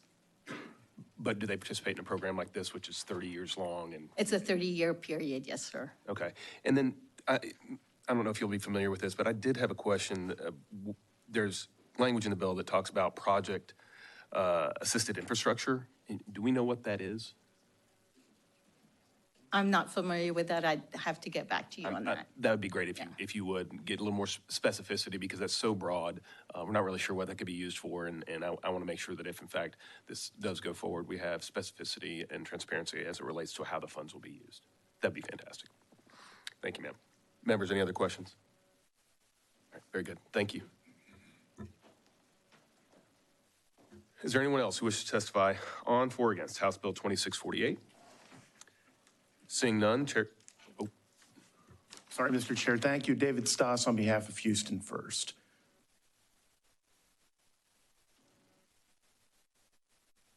I'm sorry, Mr. Stoss. Chair calls David Stoss. Thank you, Mr. Chair and members of the committee. Just one clarification with respect to the fiscal note. Previously, Dallas and Fort Worth had put in place this legislation. In fact, Dallas is currently using the legislation for two projects, the expansion of the Kay Bailey Hutchison Convention Center in Dallas, as well as renovations for Fair Park. To note the way this mechanism works is a little different than the hotel rebate program that you were discussing in other areas. I believe when Dallas brought this forward, it was kind of indeterminate. As Michael Heckman pointed out, the purpose of this is to increase the competitiveness for the state as a whole. So in this way that the dollars are not being increased in terms of an increase in the tax rate. This is merely allowing the dollars that are collected by the state HOT to be used for this local project that has statewide benefits. Very good. Members, any questions? Thank you, sir. Appreciate it. Thank you, sir. Is there anyone else who wishes to testify on, for, or against House Bill 2648? Seeing none, Chair recognizes Chair Harless to close on House Bill 2648. Thank you, Mr. Chairman. I close and respectfully ask for the committee's favorable consideration. Chair recognizes Representative Raymond. So, Mr. Chairman, thank you, Mr. Chairman and Mr. Chairman. So if we don't pass this, we're less likely to have the 2028 Republican National Convention. Well, is that, I just want to be clear for my colleagues on the committee here, is that? Well, we'll also lose a lot of revenue and lose a lot of other conventions. But we're less likely. I'm trying to help you, Sam. I understand. Yes, sir. Thank you. All right. Thank you, Representative. Thank you, Mr. Chairman. Thank you. Dean Craddock, your car is being washed right now. Very good. The committee substitute is withdrawn. If there's no objection, House Bill 2648 will be left pending. Is there objection? Chair hears none. House Bill 2648 is left pending.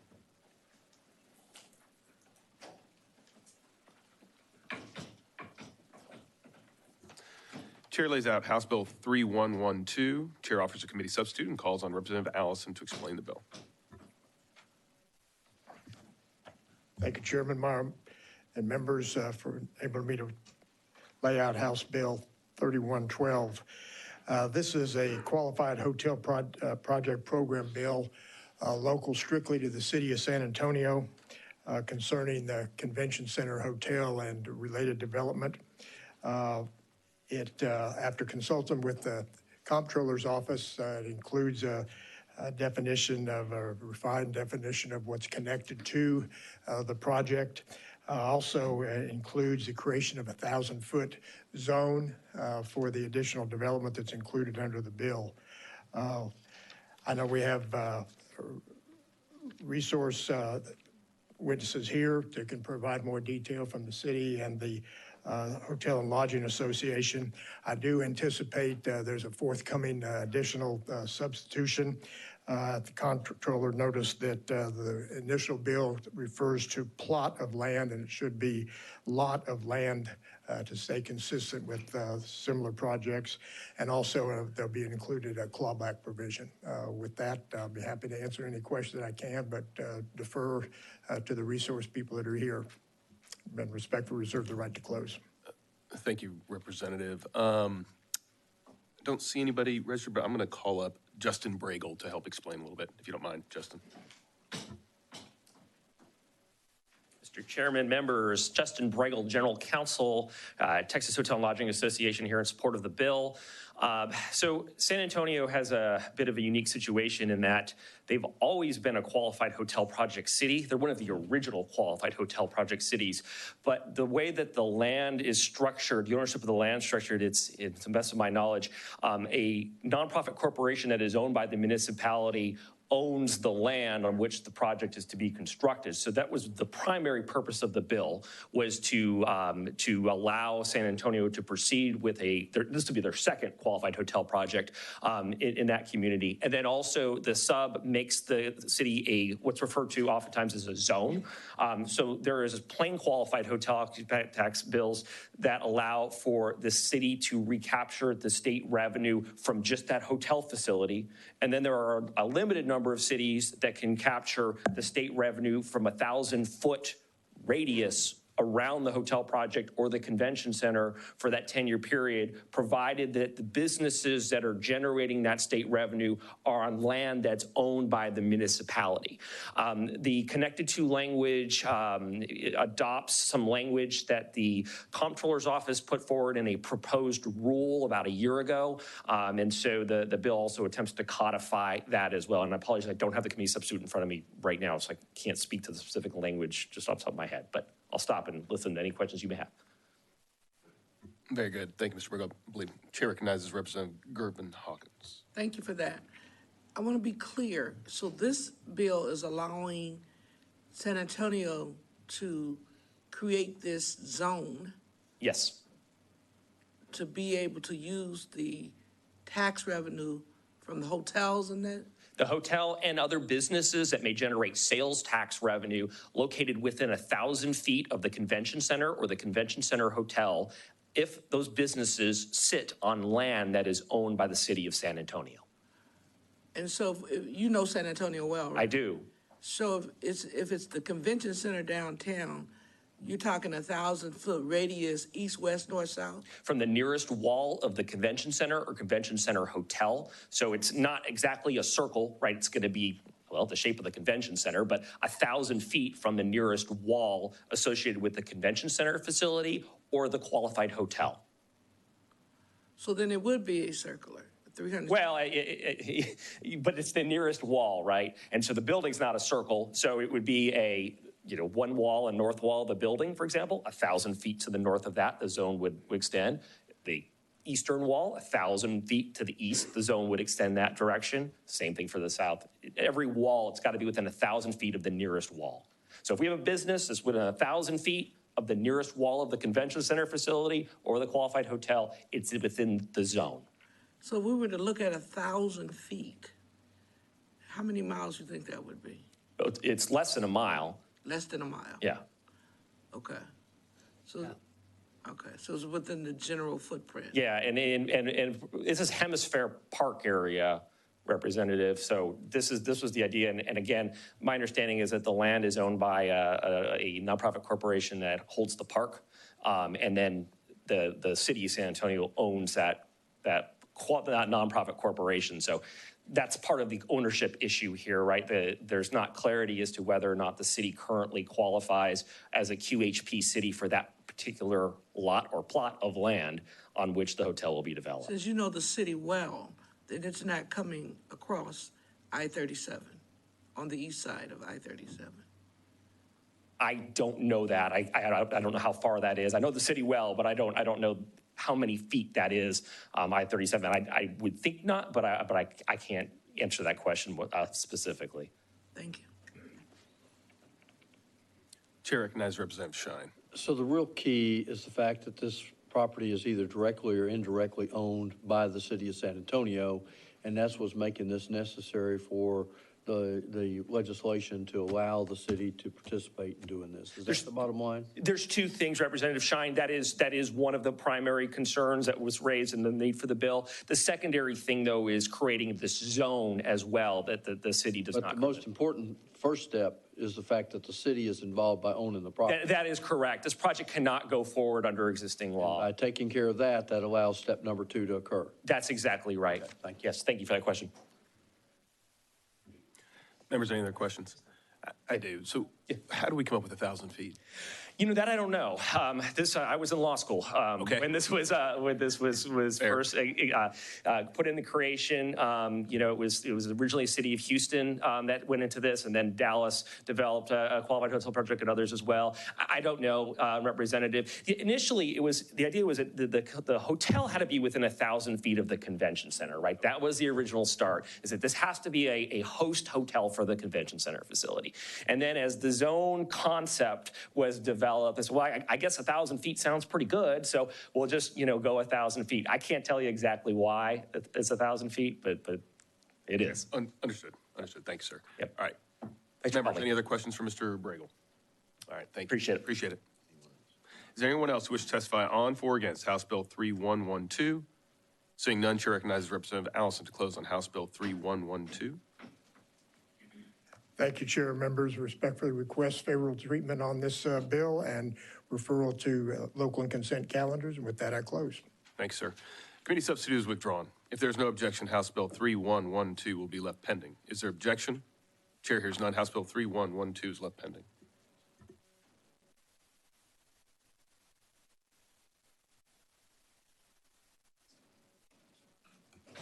Chair lays out House Bill 1410 and calls on Representative Rogers to explain the bill.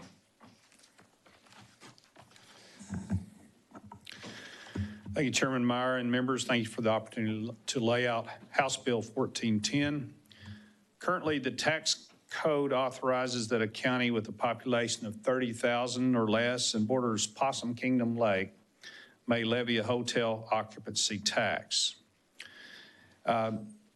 House Bill 1410 would raise the population from 30,000 or less to a population of 50,000 or less. And we're expecting substantial growth in Palo Pinto County with the revitalization of Mineral Wells and the Baker Hotel and the Palo Pinto Mountains State Park, which is the newest state park in Texas, first state park in 25 years, and increased development at Possum Kingdom Lake. So due to the ever-growing population and visitors to the area, it's necessary for these counties to continue to collect the hotel occupancy tax. Thank you for your time, and I respectfully request the right to close. Thanks, sir. Members, any questions? Is there anyone who wishes to testify on, for, or against House Bill 1410?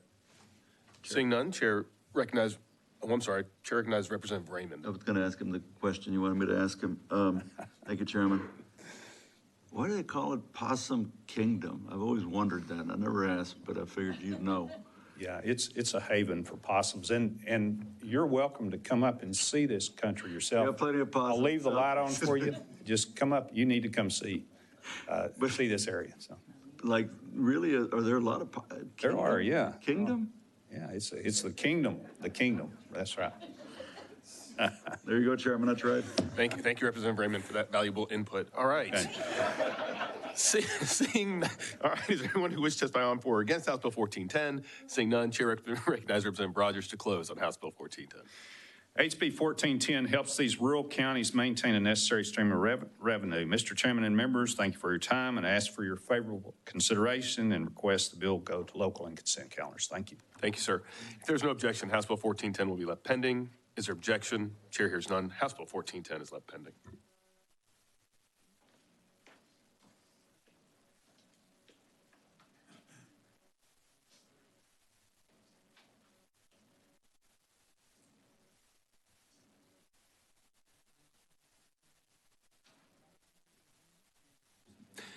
Chair lays out House Bill 3216 and calls on Chair Click to explain the bill.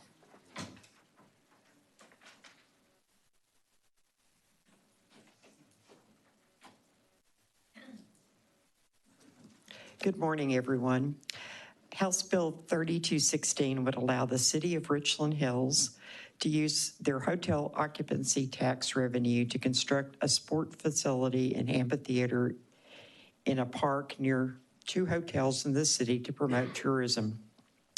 Additionally, HB 3216 requires the city to reimburse the hotel occupancy tax revenue fund of any revenue not realized after a 5-year period based on the funding projection at the start of the project. I've got letters of support from Mayor Lopez and the owner of both hotels, as well as a resolution of support from the City Council. I'm open to any questions and reserve the right to close. Members, any questions? Thank you, Chair Click. Chair calls Edward Lopez.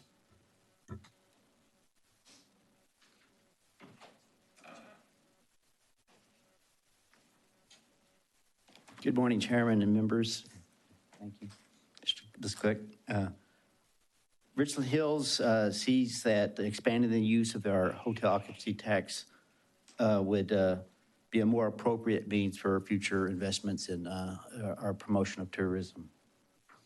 So a sports facility adjacent to a park that's adjacent to hotels is something that we feel is appropriate, but should be supplemented with hotel occupancy tax revenues. Any questions? Very good. Thank you. Members, any questions for the mayor? No. All right. Thank you. Thank you, sir. Appreciate it. Is there anyone else who wishes to testify on, for, or against House Bill 3216?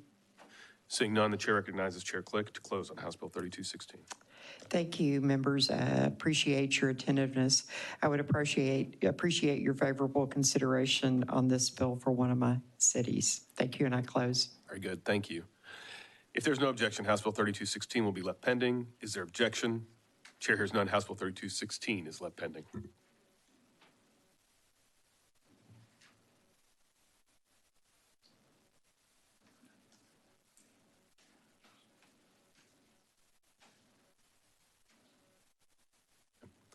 Chair lays out House Bill 3598 and calls on Chair Lozano to explain the bill.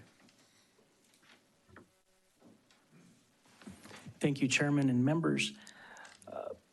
House Bill 3598 was requested by the City of Alice and Jim Wells County. The bill amends Chapter 351 of the Tax Code to allow the City of Alice to expend funds from their hot tax revenue to promote tourism by enhancing its existing sport and event facilities and fields. And the City of Alice hosts a variety of tournaments, many of which my kids have participated in, with kids from all over South Texas. And it's a great geographic location for all of those regions that come to these tournaments. And many of the revenues that are in the hot tax are from those very same travelers who go to Alice for these athletic facility tournaments. When it comes to sports in South Texas, as you know, it's a big deal. And also another tourist attraction is when Richard Raymond visits the City of Alice. So we also need to be ready for that as well. I was born there. That's right. I'm honored to represent a great area that still to the state considers Richard Raymond as their state representative. And I yield for questions. Members, any questions?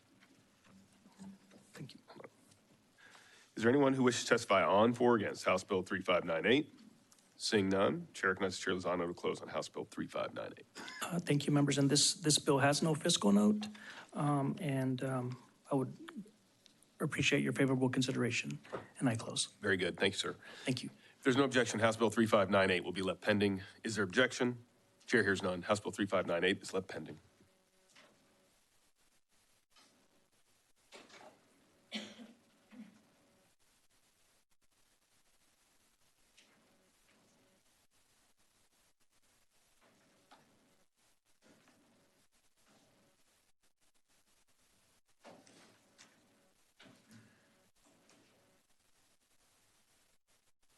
Chair lays out House Bill 3324 and calls Representative Gerdes to explain the bill. Thank you, Mr. Chairman, members, for the opportunity to present House Bill 3324. The city of Bastrop is in formal discussions with private stakeholders to build a nationally branded hotel while also improving the existing Bastrop Convention Center, which was built in 2011 and is in need of some updates, as well as you wouldn't normally think that a convention center wouldn't have a full-fledged catering kitchen, and this one does not. It just has a warming kitchen. So with the addition of that and working with the stakeholders in the city to get a hotel there next to the convention center would be a huge thing for the city of Bastrop and Bastrop County. And I've got the Bastrop City Mayor here to testify, to answer any questions as well, and I reserve my right to close. Thank you, Representative. Members, any questions? All right. Thanks, sir. Chair calls Ed Sturdivant.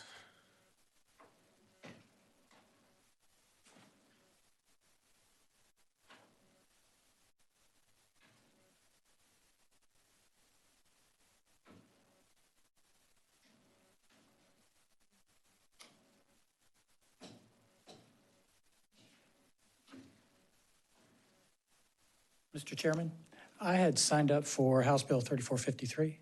Yeah, give us just one moment, please.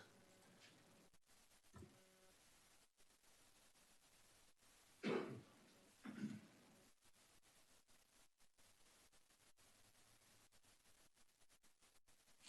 right, so we'll get you up for that bill in just a moment. All right, so Chair calls Connie Schrader. Thank you, Chairman and committee members. I have the honor of serving as the mayor of the city of Bastrop. The council is unanimously approved and the community is unanimously excited to be able to have a full catering kitchen and 120 to 150 room hotel. I'm happy to answer any questions. Members, any questions? Very good, thank you. Thank you. Anyone else who wishes to testify on, for, or against House Bill 3324? Seeing none, Chair recognizes Representative Gerdes to close on House Bill 3324. Thank you, Chairman and committee. Was asked for the committee's favorable consideration on this bill. Thank you. Close. No. Thank you, sir. Appreciate it. If there's no objection, House Bill 3324 will be left pending. Is there objection? Chair hears none. House Bill 3324 is left pending.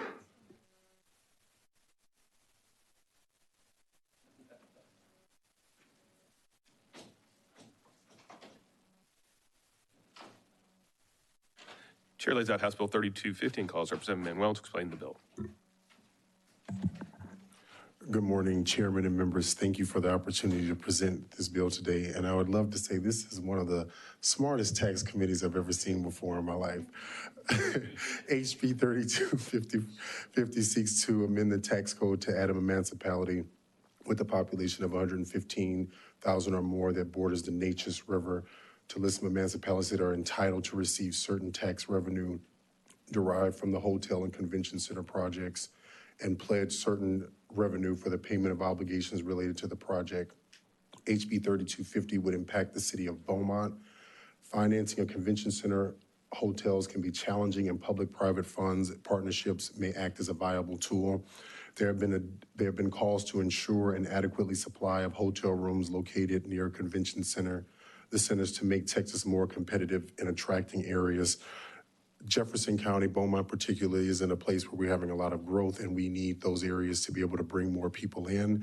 It would be very helpful to us having planned expansions, having a very large port, and this is something that would be able to help us be able to attract more people, have people stay, and something that we very, very much importantly need. We have the mayor of Beaumont with us and the city manager of Beaumont for any additional questions besides myself, and with that, I reserve the right to close. Members, any questions? I just have one to make sure this benefits the city of Beaumont. This will only benefit the city of Beaumont. It is the best local bill you will ever have in the legislature. And this session. And again, good for Beaumont, Texas, correct? Just Beaumont, Texas. Beaumont, Absolutely. okay. Here, there's only one hail Beaumont. from Beaumont, so it's good. Yes. All right, thank you, sir. I appreciate it. Chair calls Robin Mouton.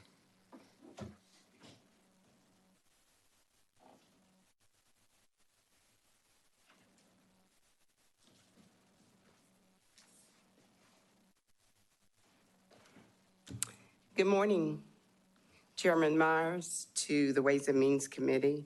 I am Mayor Robin Mouton of the great city of Beaumont, Texas. Beaumont is a city with a population of 115,000 that borders the Neches River.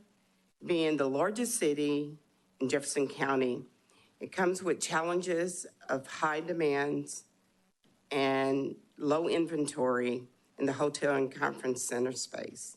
House Bill 3250 will play a critical role in our economic strategy by allowing us to leverage revenues for a 10-year period for our community without levying new taxes.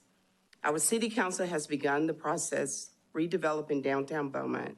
House Bill 3250 would serve as a catalyst in this endeavors. We're grateful to the Ways and Means Committee for hearing this bill as the city seeks to legislate approval of House Bill 3250, and that would authorize Beaumont, as with other municipalities, to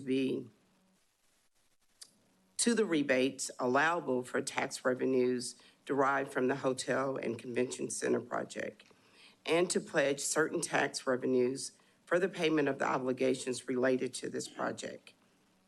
Benefits from our community from this House Bill 32 means increased economic opportunities for the Beaumont community, authorize grants by the legislation and legislators with a vital role in the future of our community and in bolstering the city's ongoing downtown redevelopment efforts, and will continue forward in the revitalization of our community. I would like to thank Representative Christian Manuel Hayes for authorizing this House Bill 3250. The City of Beaumont would like to thank the Ways and Means Committee for their time and for your service to the state of Texas. If you have any questions. Members, any questions for the mayor? All right. Thank you very much, Mayor. We appreciate it.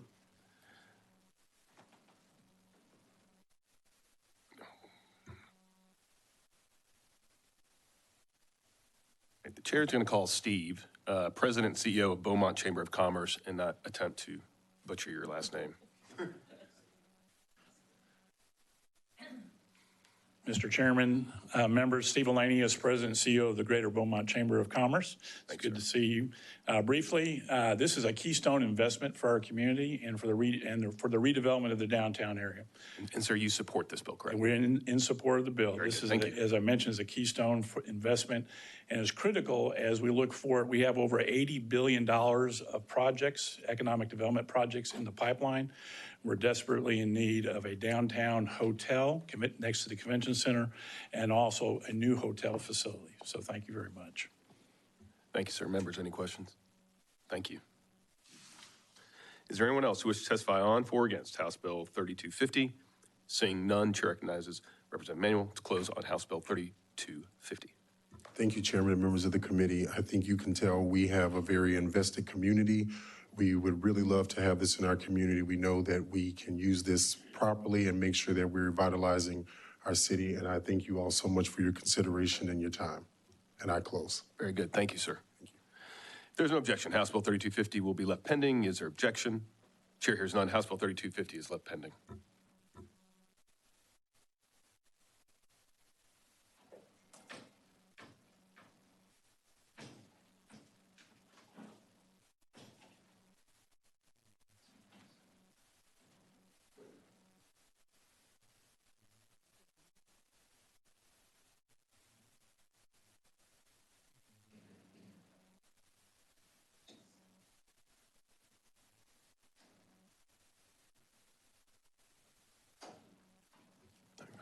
Chair lays out House Bill 2682 and calls on Representative Cook to explain the bill.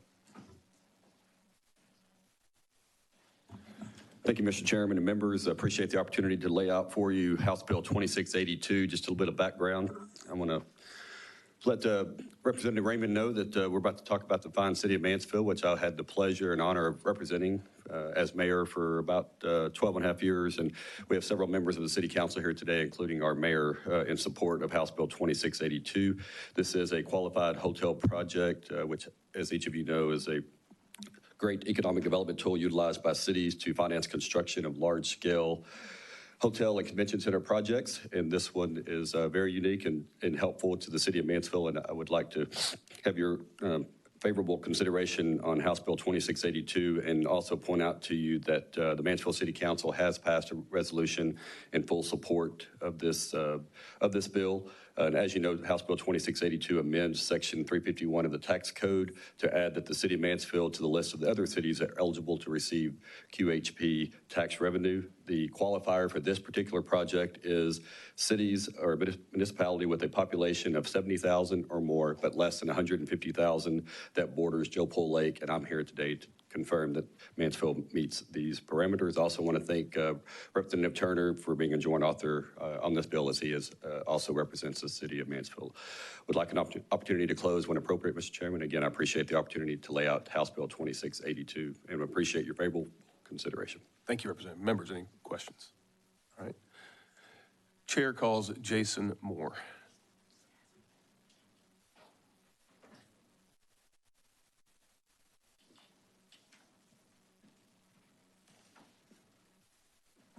Good morning, Chair, members. I'm Jason Moore, Executive Director of Economic Development for the City of Mansfield. Just speaking here in favor of this 2682, House Bill 2682. And while we have other experts in our City Council and Mayor that will speak on the specifics, I will be here to answer any technical questions. But I would, just from an economic development standpoint, like to point out that really we see Mansfield being added to the qualified hotel projects as a but-for scenario. If it's not for this being a qualified hotel project, the project we're contemplating would not happen. And so this is really a strong economic development tool for our entire entertainment districts that we are contemplating. Members, any questions? Yes, Chair recognizes Representative Noble. This bill actually has quite a fiscal note of over $4 million. How does the city of Mansfield, how do you qualify, how do you reimburse the state basically for this? How do we come out ahead? How do we come out even with that kind of fiscal note? So I'm not aware of how that number is calculated, but I would say that today the land is vacant. We have 135 acres that the city has purchased. And in a 10-year period where this bill would allow the city to collect some of those state funds, that's maybe where that number's being calculated. But after that, years 11 through 20 and beyond, would be a significant gain to the state in terms of both sales tax and hotel occupancy tax. Members, any other questions? You mentioned a project. Can you give a little more specifics as to the project you were referencing that will not go forward if this doesn't occur? If I may, the mayor does have specifics for that. If Okay. I can let him speak to that. That's fine. That's fine. Thank you, Mr. Moore. Members, any other questions? Thank you.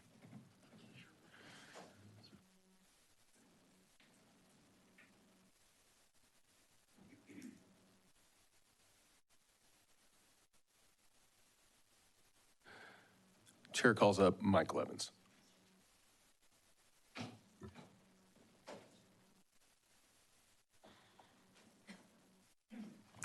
Good morning, Mr. Chair. My name is Michael Evans, and I serve as the mayor of the great city of Mansfield, Texas. located in what we call the Garden Spot of Tarrant County. And I'm speaking in favor of House Bill 2682. Since early 2022, the city of Mansfield has been working on plans for a major mixed-use development on one of the few largest remaining vacant tracts in the city limits, totaling more than 300 acres. The development situated at the northeast and southeast intersections of Toll Road 360 and Lone Star Road. The development is envisioned to be anchored by a multi-sports venue capable of hosting professional soccer and rugby, as well as large concerts and festivals, and a major hotel and a conference center. Additionally, the city is working with two private developers as an infrastructure developer to deliver residential, office, restaurant, retail, lodging, outdoor recreation, and public art, all within that particular district. In late 2022, the city purchased approximately 135 acres, as was alluded to here today, 135 acres of land as part of its commitment to making this development a reality. Private developments are projected to deliver over $2 billion in taxable value over a 15-year period, and thus the city created a tax increment reinvestment zone in December of 2022 in order to support the public infrastructure development as well as other public projects such as a performing arts center and a conference center in a partnership with a hotel development. And to draw a critical mass of people to a district, it is also important to have a density of live, work, play offerings, including restaurants, bars, entertainment spaces, multifamily units, office spaces, hotels, and plaza spaces as well. And again, we would appreciate your support of House Bill 2682. Thank you, Mayor Evans. Members, any questions? Thank you, sir. Appreciate it. Thank you. Thank you, Mr. Chair. Chair calls Julie Short.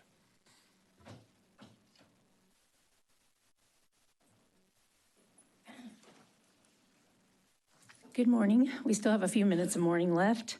I'm Julie Short. I serve on the Mansfield City Council, and I'm in favor of HB 2682. Thank you, Chair and members. Thank you for the opportunity to speak, and thank you for your dedication to keeping Texas the greatest state in the greatest country. I would like to highlight a few of the economic impacts of this development. Direct net new and recaptured spending falls into 5 categories: food and beverage, lodging, retail, transportation, and other. Spending across these categories is estimated to total $3.96 billion over the next 30 years. Direct, indirect, and induced spending are estimated to a total of over $6.1 billion over that 30-year time period. Net new earnings from job growth are expected to total $2.68 billion over the next 30 years, and the project is expected to support roughly 1,666 jobs. That's almost 2,000 people who will be working to support their families and themselves. Specific to the implications of having a qualified hotel project in Mansfield, considering a 10-year time period, it's estimated that this mixed-use project would deliver the following sales tax and hotel occupancy tax as follows. Local sales tax, $26 million. State sales tax, $82 million. Local hotel tax, $10 million. State hotel tax, $8 million, and that's over 10 years. This development will impact our local tourism significantly. The supply for meeting and event space within Mansfield is currently very limited, and our CVB has not been able to accommodate events due to the lack of space available. Currently, our tourism is centered around youth sports activities, but this project would create an opportunity for Mansfield to host conferences, meetings, and events that will benefit the local market by creating room nights during the weekday. The Dallas-Fort Worth area does have a strong supply of hotels with functional space, but despite the strong supply in Fort Worth, Arlington, Dallas, and some surrounding cities, there is a lack of meetings and event space in the southern end of the Metroplex. A hotel on this site will help drive visitors and support the retail, restaurants, and entertainment of this entire project. This is unquestionably a need We need the Conference Hotel in Mansfield to provide the city with an option to create corporate transient travel that currently does not exist. We completely understand that the numbers need to make sense for the state to invest in this project, and I hope that you can see here today that it makes perfect sense. This is a win for the citizens of Mansfield, a win for the visitors to Mansfield, and a win for the state of Texas. I respectfully request that you favorably consider HB 2682. Thank you. Very good. Thank you for that information. That's very helpful. Members, any questions? All right, thank you. Appreciate it. Chair calls Tamara Bounds.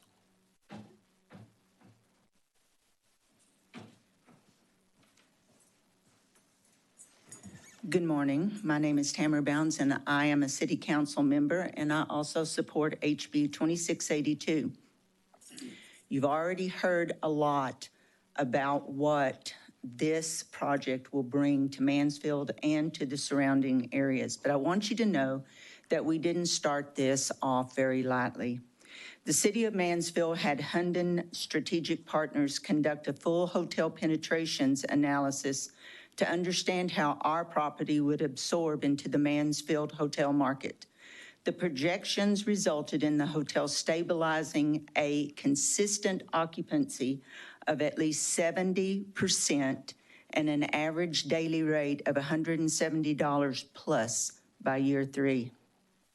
Based on current construction costs, Hunden Strategic Partners projects that the headquarter hotel will cost an estimated $117.3 million. Headquarter convention and conference center hotels typically have a financing gap that is filled by the public sector due to substantial impact that they have in terms of driving convention and events.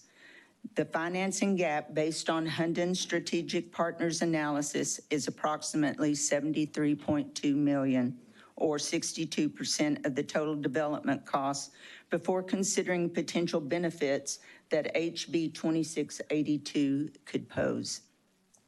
For all meetings and conventions, hotels are the primary host venue, which underscores the value of having available high quality and cost appropriate hotels near the meetings and events facilities. The availability of hotels and the proper types of function space, ballrooms, meeting rooms, also remain vital. Having a large quality hotel within walking distance of a multifunctional meetings facility opens up the market for many types of events, entertainment that can accommodate and drive corporate demand, which then draws non-local visitors. After the 10-year state and local rebate period is over, Texas benefits from the perpetual collection of new taxes from our project in an estimated amount of $825,000 per year in state hot funds, along with additional tax that the new restaurants and retail surrounding the hotel will bring. The Qualified Hotel Program incentivizes large capital expenses that private interests alone typically cannot or will not undertake without public participation. Also incident to the success of this program is that low interest rate tax-exempt bonds are only available to the government and are a critical element to financing these projects. The rebated state and local taxes from the Qualified Hotel Project supports construction bonds and enables qualified municipalities like us to assess this financing option that would not otherwise be available. Texas also benefits from state taxes collected by other hotels located in qualified cities due to the increased hotel occupancy from convention guests who stay in neighboring hotels, which also attributes to enhanced convention activity at the qualified hotel, also known as a spillover effect. According to the Office of the Texas Governor's Texas Economic Snapshot, in 2022, spending by travelers to and within Texas was estimated at $91.7 billion, an increase of 21% over the year. imagine, if you will, for a minute, what our contribution to this could mean with an entertainment district. Thank you for your time and your support of HB 2682. Thank you, ma'am. Members, any questions? Very good. Chair calls Troy Listina.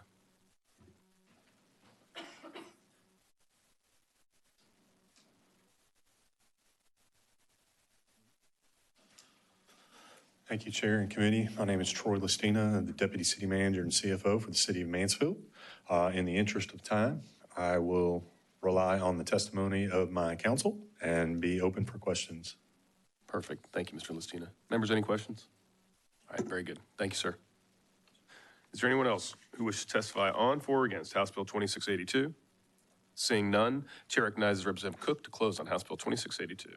Thank you, Mr. Chairman. I'll be very brief. I know you have lots of other bills, but I did want to address the fiscal impact. I disagree that it will have a negative impact to the state.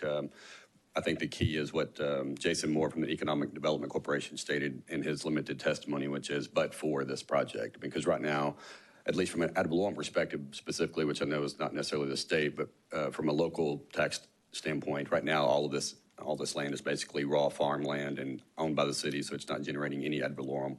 And you've heard the numbers. I mean, billions of dollars is expected from an economic impact. And so I think if you look at it from a but-for standpoint, right now there's very limited, probably arguably zero impact to the city on a positive standpoint. But if we are able to make this investment and involve the private sector, I believe that we'll be able to have billions of dollars of impact, both locally and at the state level. And so I would ask that you look at that, and but for you making the decision to favorably consider this bill, Mansfield will not have the opportunity to go forward with this type of project. But if we are given the opportunity, I do believe that it not only benefits the local, but also the state of Texas as well. And I'd be glad to answer any questions if you have any. Otherwise, I'd close.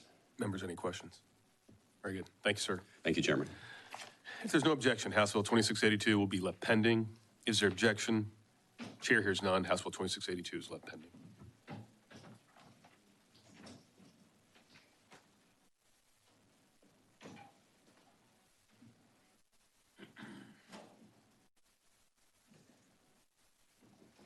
Chair lays out House Bill 1962. Chair offers a committee substitute and calls Chair Leach to explain the bill.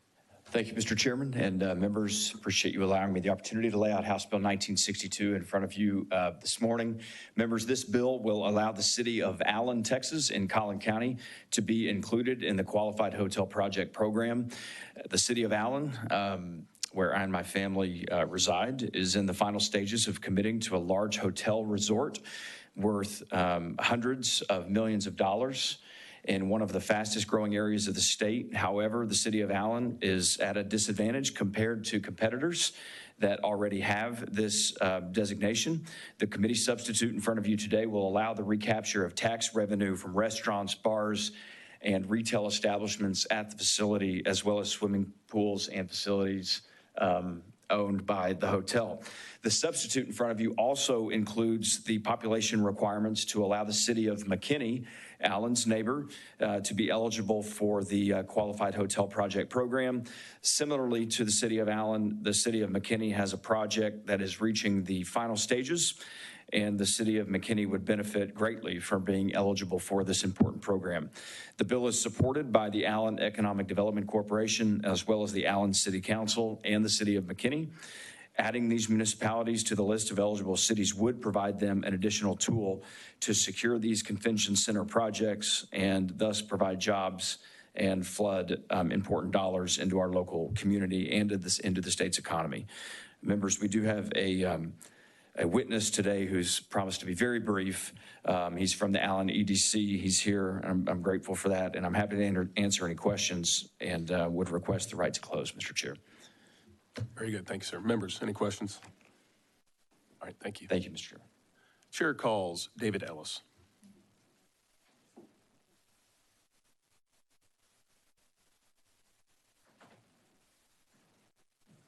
Good morning, Mr. Chairman and members. I'm David Ellis, the Assistant Director of Allen Economic Development Corporation, here supporting House Bill 1962. The Allen Economic Development Corporation and the City of Allen are seeking to be added Allen to the list of Texas cities for the Qualified Hotel Project Program. The project that Mr. Leach spoke of is a $765 million destination hotel and convention center project totaling 1.3 million square feet, including a 900-room hotel and 200,000 square feet of convention space. I wanted to reemphasize, we've been working on this since, late last summer. So it is a real deal. It's a very experienced quality developer who also will be owning the project and operating it. And this is very, very important to their city. The mayor and city council had unanimously passed a resolution in support of the project and the required state legislation. And we've also, it's been reiterated by the company that this project would not happen but for this QHP incentive, and that they need this legislation to proceed. And so thank you for your consideration on this, and I'm here to answer any questions you may have. Members, any questions? So this project is specifically contingent on this legislation passing? Otherwise, it will not go forward? Is that your testimony? That's correct, yes. Okay. Yeah, that's largely due to just a real rapid rise in construction prices. There was one before this similar size, it was about 500 million, and now it's already 765 million. Understood. All right, very good. Members, any other questions? All right, thank you, Mr. Ellis, appreciate it. Is there anyone else who wishes to testify on, for, or against House Bill 1962? Seeing none, Chair recognizes Chair Leach to close on House Bill 1962. Thank you, Mr. Chair. If there's no questions, I'll close. Very good, thank you, sir. All right, thank you. Committee substitute is withdrawn. If there is no objection, House Bill 1962 will be left pending. Is there objection? Chair hears none. House Bill 1962 is left pending.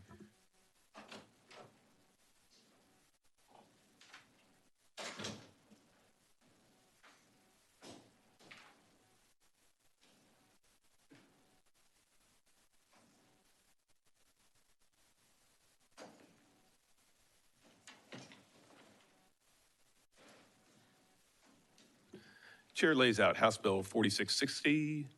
Chair offers a committee substitute and calls on Representative Isaac to explain the bill. Thank you, Mr. Chairman, members.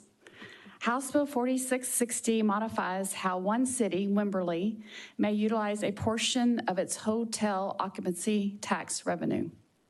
Mr. Chairman, I do have a committee substitute. There are no major changes. This is merely a legislative council draft, and their draft helped with the bracketing language. House Bill 4660 simply extends to Wimberley the same authority that other cities have to use a portion of their local hotel occupancy tax to promote ecological tourism and to promote dark skies. If there aren't any questions, I would like to reserve the right to close. Very, very good. Chair recognizes Representative Noble. Thank you, Mr. Chairman. So included in your bill and a little bit outside the norm of hot taxes is maintenance. And normally that falls on the local municipality to do maintenance. It doesn't come under this heading. And we're seeing several of those today. I'm curious why that's included in your bill.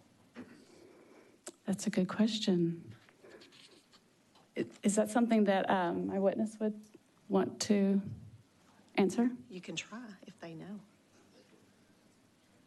Representative Isaac, we'll call up your witness, and if she cannot. If he could answer that, that'd be great. Yeah, and also, obviously, as you know, Representative, you can submit information to the committee after we lay out your bill. If there's some specifics that Representative Noble wants, I'm sure our offices can all work together to get that. Okay, thanks. So we're good.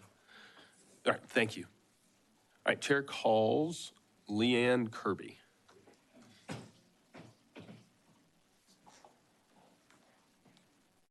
Hello, good afternoon. My name is Leanne Kirby. I'm the Tourism Director for the City of Wimberley.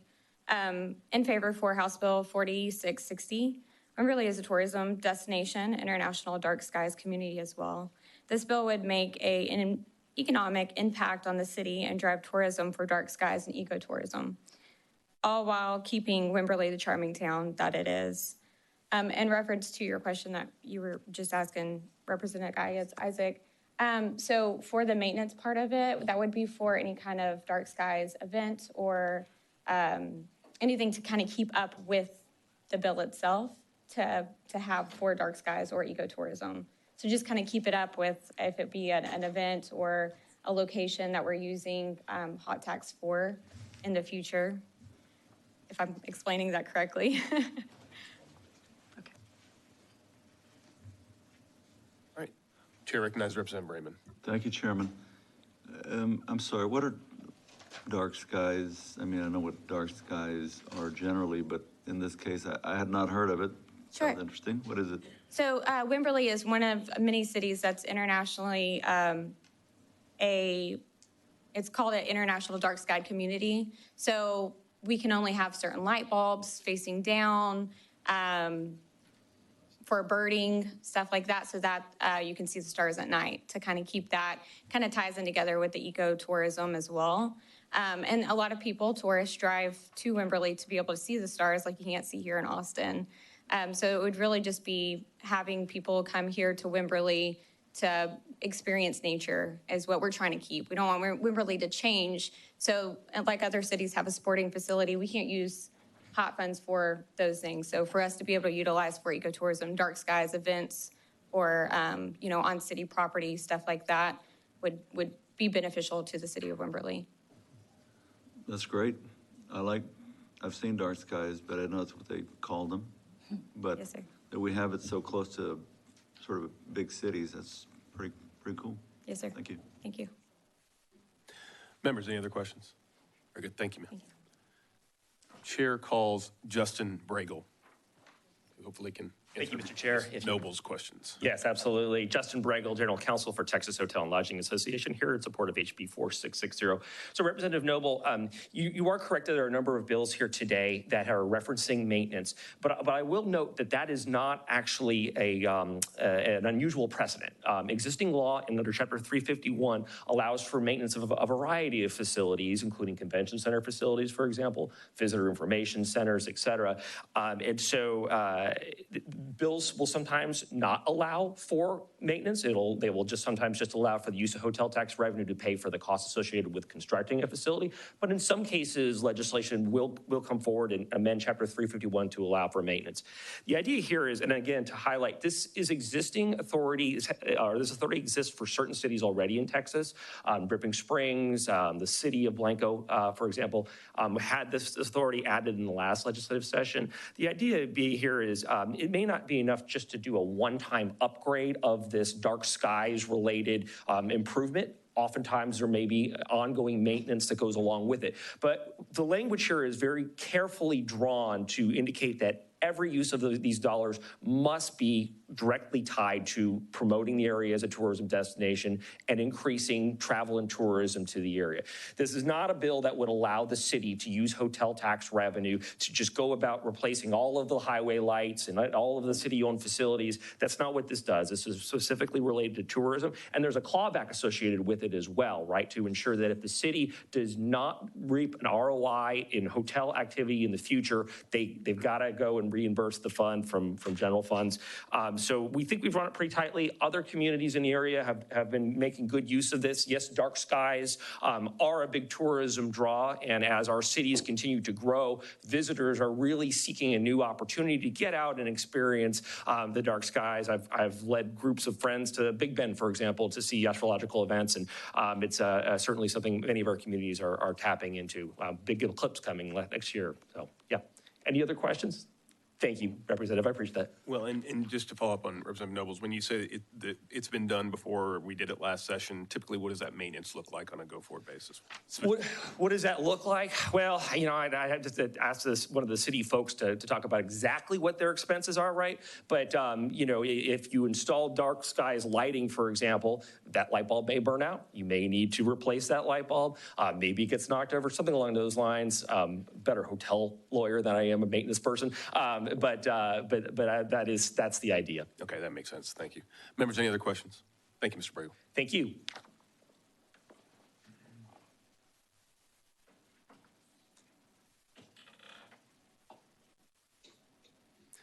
Is there anyone else who wishes to testify on, for, or against House Bill 4660? Seeing none, the chair recognizes Representative Isaac to close on House Bill 4660. Any other questions? Members, anything else? I encourage y'all to come visit our dark skies out, and I've lived in Wimberley for over a few years, but lived in Dripping Springs for about 15 years, and I have friends come out from Austin, and they just can't believe how beautiful the stars are out there. So it's something that I cherish and our communities cherish, and y'all should come visit. Very good. Thank you. Close. Representative. Committee substitute is withdrawn. If there's no objection, House Bill 4660 will be left pending. Is there objection? Chair hears none. House Bill 4660 is left pending.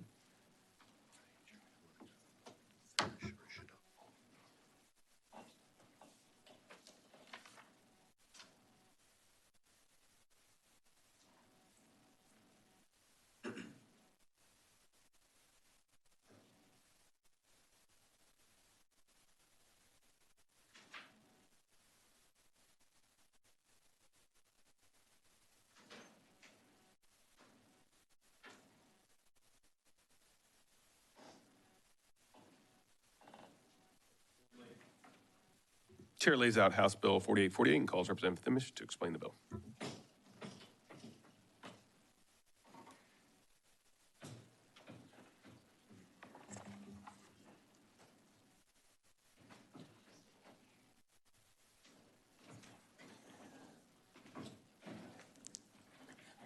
Chairman Meyer, committee members, thank you so much for allowing me to lay out House Bill 4848. House Bill 4848 will not add a new municipality to existing tax code. It simply allows the City of the Colony, the municipality referenced in the bill, to qualify for additional entitlements under the Qualified Hotel Project, QHP program. The City of the Colony was originally included in House Bill 4347 from the 86th legislative session, which amended the tax code to authorize certain municipalities to receive entitlements for the Qualified Hotel Project program. The colony was not initially included under Section 351.172, which allows additional entitlements seen as a more traditional project was being considered. Since then, the municipality has been approached by a well-known developer with a desire to develop a hotel convention center within their jurisdiction. The municipality has been advised that while the developer has been looking at multiple sites in the North Texas area, their site was perfect. And I would agree. House Bill 4848 does not intend to add or change any language that has been acceptable since 2019, but merely to provide a level playing field for the City of the Colony to compete for a hotel convention center project. Chairman, members, thank you for the time to lay out this bill. I would appreciate the committee's favorable report, and I'm happy to answer any questions that you may have about House Bill 4848. I will say that the Colony Mayor, Richard Boyer, is also here. Very good. Thank you, Representative. Members, any questions? Chair recognizes Representative Noble. Thank you, Mr. Chairman. I've asked everyone, so I'm Yes, asking you ma'am. too, about the $1.29 million fiscal note. So our calculations, we do not agree that that would be a fiscal note on that. And so, and we can get you more information, but the calculations we've run would not show an additional note for the state of Texas. Okay, thank you. Members, any other questions? Thank you, Representative. I reserve the right to close. Very good. Thank you. Chair calls Richard Boyer.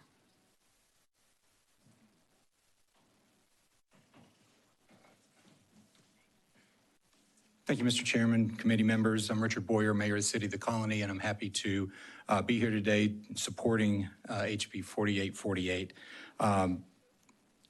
Representative Timmons did a great job of giving you the details of this bill. We currently have the ability to do a qualified hotel project. Currently, we have recently been in discussions with a hotel resort that wants to come to our city, but we are not in the part of the code that they used the last time they were here, and we would be at a competitive disadvantage with other places in North Texas who are getting placed into this, and we would not be. On the fiscal note, you know, this particular bill wouldn't necessarily add to that because we could go do a qualified hotel project already. We were granted that authority or that ability in 2019. This just moves us to be able to keep that level playing field with other cities in North Texas for this one project. I'm happy to answer any other questions. Members, any questions? Very good. Thanks, sir. Thanks so much. Is there anyone else who wishes to testify on, for, or against House Bill 4848? Seeing none, the chair recognizes Representative Thimish to close on House Bill 4848. Thank you so much. I close. Thank you. If there's no objection, House Bill 4848 will be left pending. Is there objection? Chair hears none. House Bill 4848 is left pending.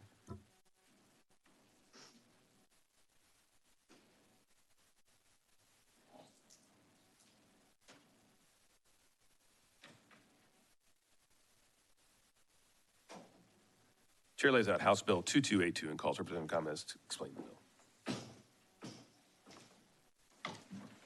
Good morning, Chairman. Good morning, honorable members. Thank you so much for allowing me the opportunity to present HB 2282 on behalf of Brownsville, Texas, in District 38. The proposed HB 2282 would allow for a portion of the hotel occupancy tax and related taxes from restaurant, bars, and retail that would ordinarily go to the state to remain in that area to help pay for obligations related to hotel and entertainment projects in Brownsville, Texas, along our border. We've referred to this project as the Grand Gateway on the Rio Grande, as the project will be between two of our city's largest international bridges. The Grand Gateway will include hotels, condos, retail, and office space, as well as a boardwalk with attractions and an open-air amphitheater. This will most certainly be a wonderful tourist destination for all of Texas to be proud of. Additionally, we are proud to have Brownsville native and multi-time Grammy Award winner Chris Christopherson support this project. And it is projected to generate approximately $683 million over 20 years after completion. This bill is the product of years of cooperation between both the City of Brownsville and Cameron County, whom are both here to testify and support. This is a Senator Lucio bill, which was previously also sponsored by Representative Dominguez. This project was actually passed out of this committee successfully last session, but regrettably died on the House General Calendar for Senate bills. My office has worked closely with Senator Lucio's office and now Senator LaMantia, as well as city and county officials and developers over the interim to make sure this bill gets successfully across the finish line. I have some resource witnesses here who are more than willing to assist if we have any questions. Otherwise, I'd respectfully reserve the right to close.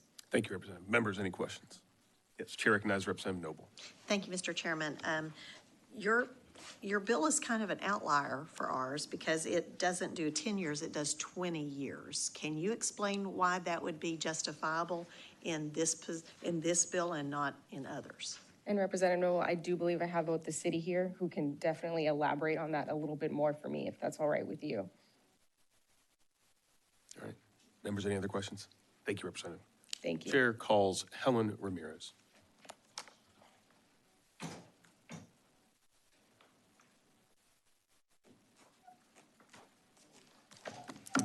Hi, good afternoon. Chairman Meyer and committee members, my name is Helen Ramirez. I'm the city manager for the city of Brownsville, Texas, representing also the city's Convention and Visitors Bureau as it is within the city's organizational layout. At a population of over 186,000, we're the largest city in the Rio Grande Valley and the county seat of Cameron County. We are also the 18th largest city in the state of Texas and very fast growing. We are a city that are proud of our quality of life, our rich culture, culinary arts, historic preservation as the second most historic city in the state of Texas, art and innovation. We're also the border of the community to the city of Matamoros, Mexico, which is considered a sister city. The city supports HB 2282 as a way of expanding our economic development tools for both tourism, quality of life, and business, and expanding our overall economy. At this time, the city does not have certain facilities which put it at a disadvantage with regard to other cities in Texas. And with an increase in tourism and business travel derived from large employers such as SpaceX, their South Launch site is located in Cameron County, and also they are occupy about 100,000 square feet in the city of Brownsville city limits. They employ up to 1,900 employees, but also 6,000 citywide, and they're seen to be an economic driver of tourism once they finally launch. We also believe it is important to create an entertainment and business-friendly destination that is safe and family-friendly. It has been challenging for the city to recruit and host large trade shows, convention center events due to the lack of facilities. With the city's recent announcement of Houston-based Avelo Airlines, they're actually locating their first route from Texas in Brownsville. It'll launch on May 17th, and it'll have direct, affordable flights to Los Angeles and to Orlando. So that's very important for the state of Texas. Given this aerospace destination, we believe it's important to have facilities that are in line with those needs. I thank you for your service to our great state of Texas and respectfully request your support. With regard to the 20 years, it is different. The typical request is 100% of the state portion for 10 years. However, this bill reduces it from 100% to 75% over 20 years. Therefore, according to your fiscal note, the state of Texas would capture at least $2 million beginning in year 2026, I believe. And after that, you would capture the full amount.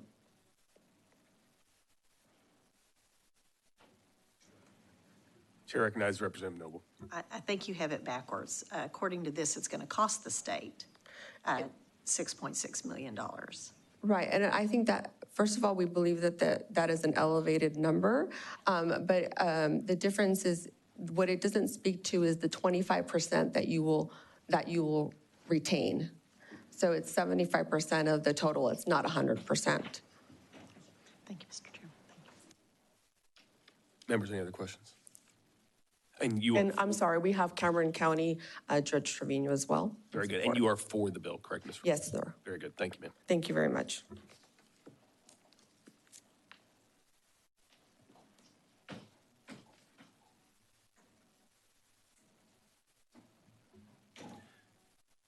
Chair calls Eddie Trevino.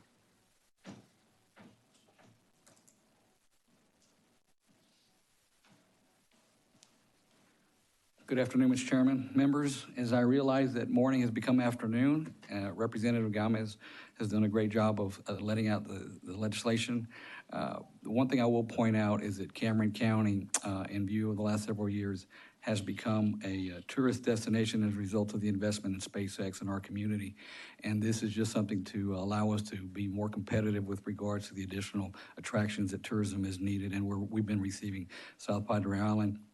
The renovation of the Gateway Bridge, which we just recently announced, since its inception in 1959, it has not had any federal infrastructure dollars spent on modernization. We're getting ready to do that. And the last point I would add is the fact that with this project on the border, on the river, with border security becoming such a topic of attention for all of us, this particular project will enhance border security because of the investment of the entertainment district, the hotel, et cetera. So we appreciate your favorable consideration on this legislation.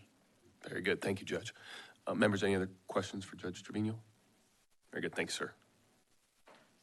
Is there anyone else who wishes to testify on, for, or against House Bill 2282? Seeing none, the chair recognizes Representative Gomez to close on House Bill 2282.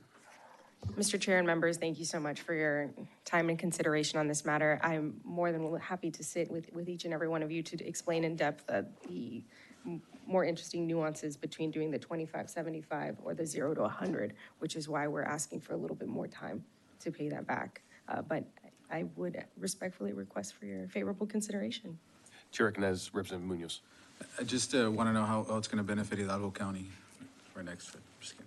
I think Hidalgo County is strategically so lucky to be positioned next to Brownsville that it's going to help us all. Very good. All right. Thank you, members. Thank you so much, Representative. Mr. Chair. If there's no objection, House Bill 2282 will be left pending. Is there objection? Chair hears none. House Bill 2282 is left pending.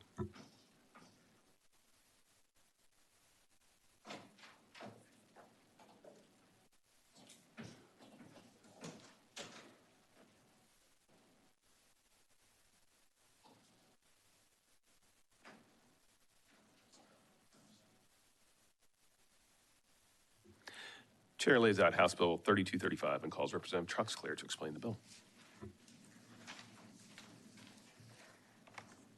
Good afternoon, Chairman Meyer and members.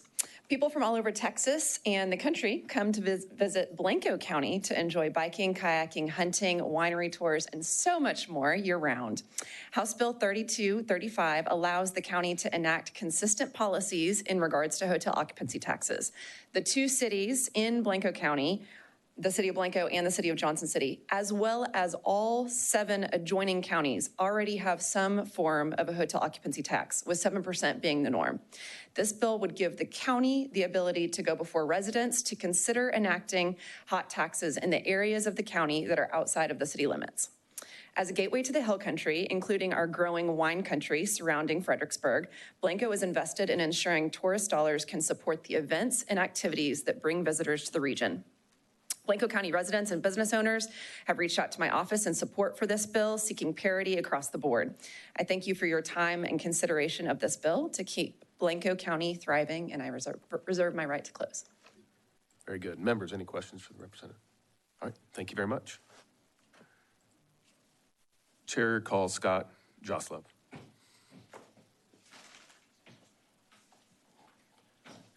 Scott Joslev, President and CEO, Texas Hotel and Lodging Association. We registered neutral on the bill. We're just asking for the opportunity. We've already been in contact with the office to create a tourism advisory committee with some of the lodging operators out there to get everybody in partnership. But we think it's an understandable bill, and we'd love to work with the representative on that.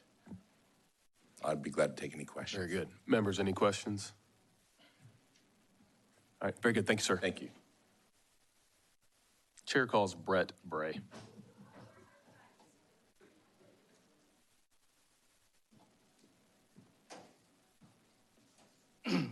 Mr. Chairman, members, I'm Brett Bray, the county judge in Blanco County. I have with me today a county commissioner. I brought one. He's registered as well, but if you call him up to ask him questions, I'm going to be in trouble because he asked me, you think I'll need to wear a tie? And I said, nah, don't bother, because I have 4 working county commissioners on that they may even be on a road crew on a given day. So he's in work clothes, and if you call him up, I hope you'll put that on me and not on him if there's anything to think about that.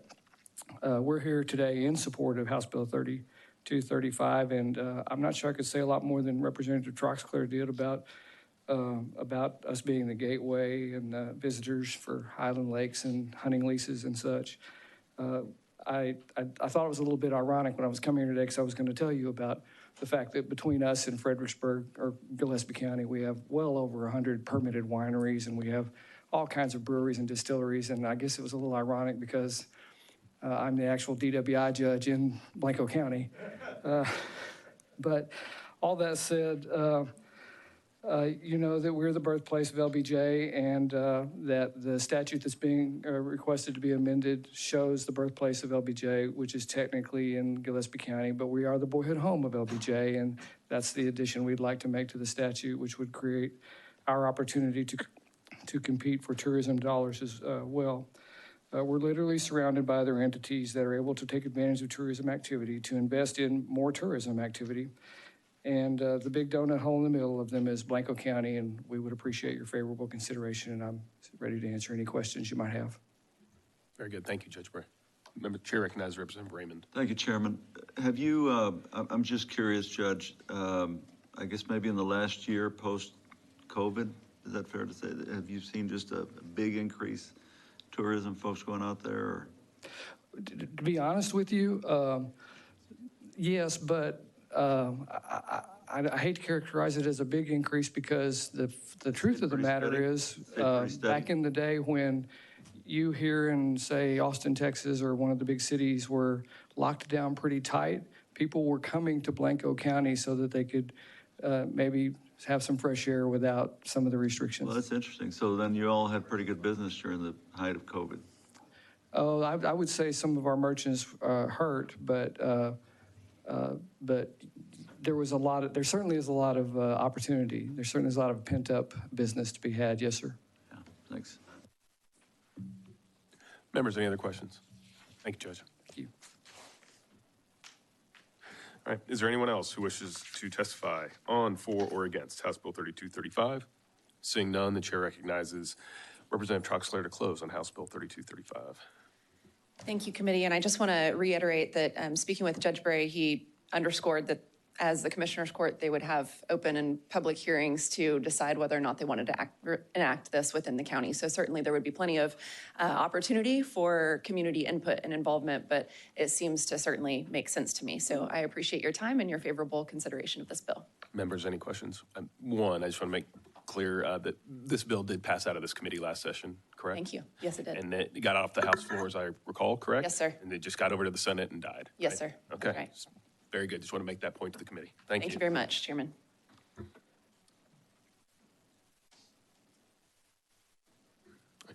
Thank you, Representative. If there is no objection, House Bill 3235 will be left pending. Is there objection? Chair hears none. House Bill 3235 is left pending.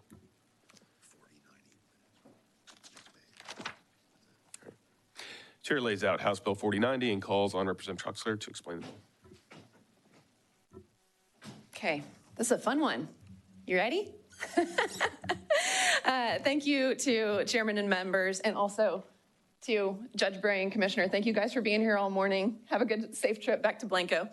House Bill 4090 simply requires the city of Austin to follow through on a 2019 ballot proposition that allocated 2% of hotel occupancy tax funds to Travis County, specifically for the redevelopment of the Exposition Center.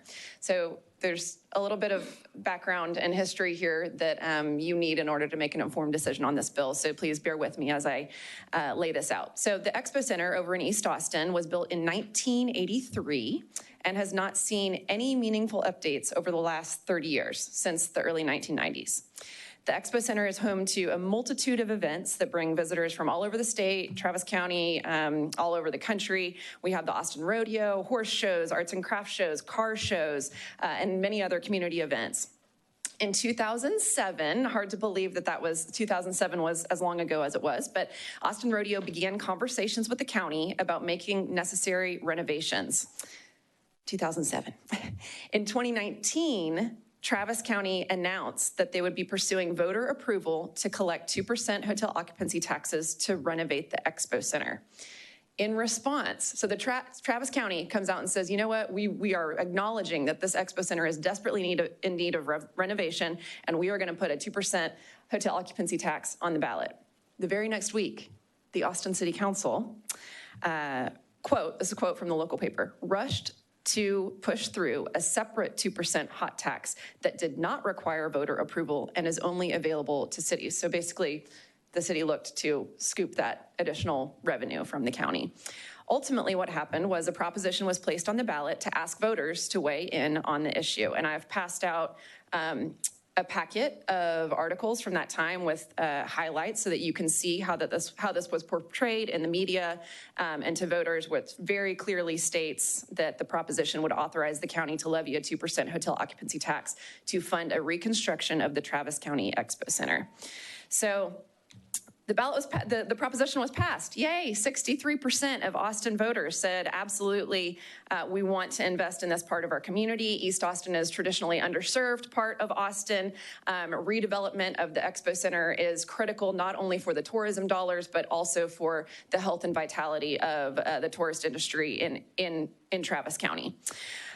So from the statesman, the day after, Travis County voters delivered a strong victory Tuesday to county leaders by approving a proposition to expand the Travis County Expo Center. Travis County Commissioner Jeff Trevelyan at the time dubbed it a long overdue investment in the Eastern Crescent, a majority area of the city. And at the time, County Judge Sarah Eckhart, of course now our colleague in the Senate, had this to say. It's in the last paragraph of your packet there. Today's election results prove Travis County residents want to revitalize and energize the Travis County Exposition Center.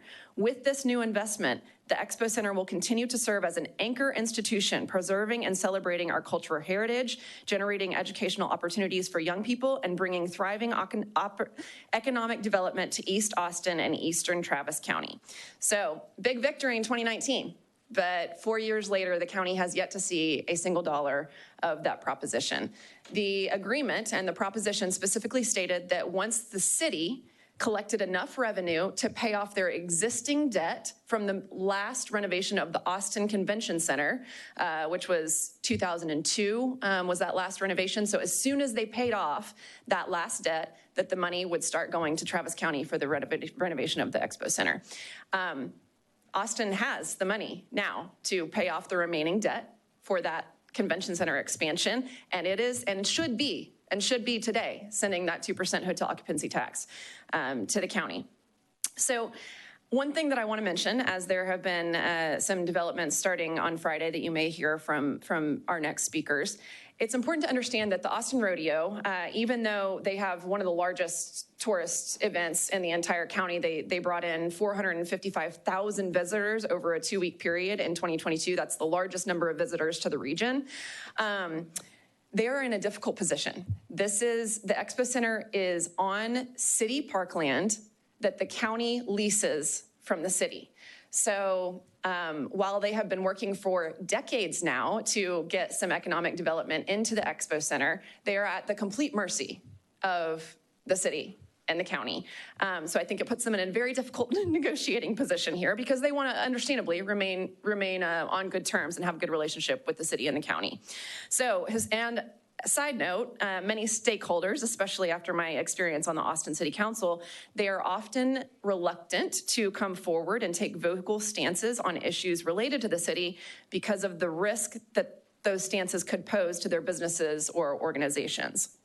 I am encouraged by we have new leadership in Austin, a new mayor, and I'm very encouraged by the decisions that he is making to take the city in a positive direction so far. And all this bill does is ask them to follow through on the previous promises made to the county, the Exposition Center, and most importantly, the voters. I want to point out that this bill is very similar to a proposition that was passed in Dallas, I believe last year, for the Fair Park, allowing hotel occupancy taxes to be used on parkland leased from the city. So there's clear precedent here. And I've already talked about how many tourists this Expo Center brings in annually. The Expo Center is literally falling down. Literally last year at the Austin Rodeo, if any of you had the pleasure of attending, if not, I welcome you to join me next year. There was a hole in the ceiling, giant gaping hole in the ceiling, open to the exterior. The ceiling is literally falling down. The rodeo pays for daily supplies like soap and toilet paper in the restrooms because they don't have the funds to operate the facility as it needs to be operated. And honestly, it's becoming an embarrassment to the region. So I look forward to your questions. I appreciate the time that you've taken to read the highlighted messages and highlighted articles from 2019 when voters weighed in on this issue. And I just think it's really important that as stewards of taxpayer dollars, that cities and counties operate in good faith and follow through on the promises that were made to the constituents who vote on these propositions. So thank you for your consideration, and I reserve the right to close. Very good. Thank you, Representative. Members, any questions? Chair. Yes, Chair recognizes Representative Raymond. Thank you, Mr. Chairman. So will we have some other witnesses that will respond maybe to some of the concerns that you raised, like not paying off the debt and so on and so forth? I have not seen who's registered. I know I did see Bree from the city of Austin here. I think that there are some community members testifying on behalf of themselves. As I mentioned, the Austin Rodeo is in a very precarious position here because they need to maintain a great relationship with the city of Austin going forward. Yeah. So it's, I am here to use my experience, both as a member of the Austin City Council and an invested community member here, to make you aware of the current financial situation of the city. And I very much hope that the city wants to do the right thing. Again, all this bill does is say, hey, remember that proposition from 2019? We have to follow through with it. So look forward to hearing from them. So we'll probably hear some from the city then. Yes, sir. Okay. Yep. And by the way, let me just, Chairman, in all my time here, I've never heard a member be so enthusiastic in laying out their bill, that they say the word yay. But I have now. You're welcome. Members, any other questions? Thank you. Chair calls Sean Cregan.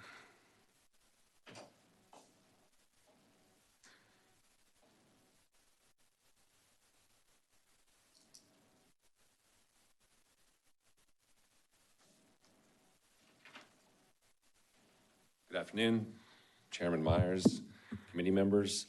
My name is Sean Cregan. I'm an assistant city attorney at the City of Austin. I'm here to testify against the as-filed version of House Bill 4090 on behalf of the City of Austin. We continue to look forward to working with Representative Troxclair on a committee substitute that would work for all parties. The bill, Regan, real quick, Yes. where was she wrong? Her layout was pretty compelling. Tell me where she was wrong. Yes, sir. Well, the problem here and the reason that I'm testifying against it is because there are bond covenants involved in the original issuance of debt that paid for the previous convention center expansion. And in those bond covenants, we made promises to the bondholders that we would use a portion of the revenue to pay for operations of the convention center. And if the bill as filed obviously would allow us to collect only enough to pay the debt service and then stop collecting. And so it would violate our covenants with the bondholders. So to put it very shortly, that's the reason why we're here against that. As you all, I'm sure, aware, the consequences of a violation like this could be very significant.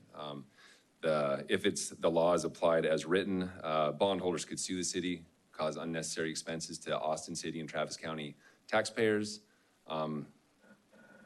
So we appreciate Representative Troxclair's hearing our concerns, and we look forward to continuing to work with her to find a bill that would work for all parties. And I'm happy to be here today and happy to answer any questions. Chair recognizes Vice Chair Theory. Thank you. So what would be the workaround that you're thinking for the representative? Well, the workaround would be to allow us to continue to collect the revenue to pay the operations for the convention center, because the current bill as filed does not allow us to do that. Would that work in the bill?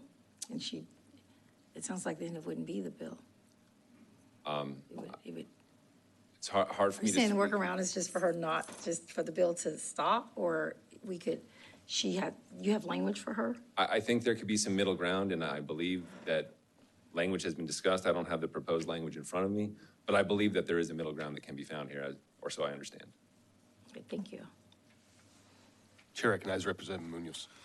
I guess I just wanted to know first, was there a payout on the bond for the convention center? Like, I guess what's the annual payments that have to be made on the bonds that you mentioned, right? Because you said.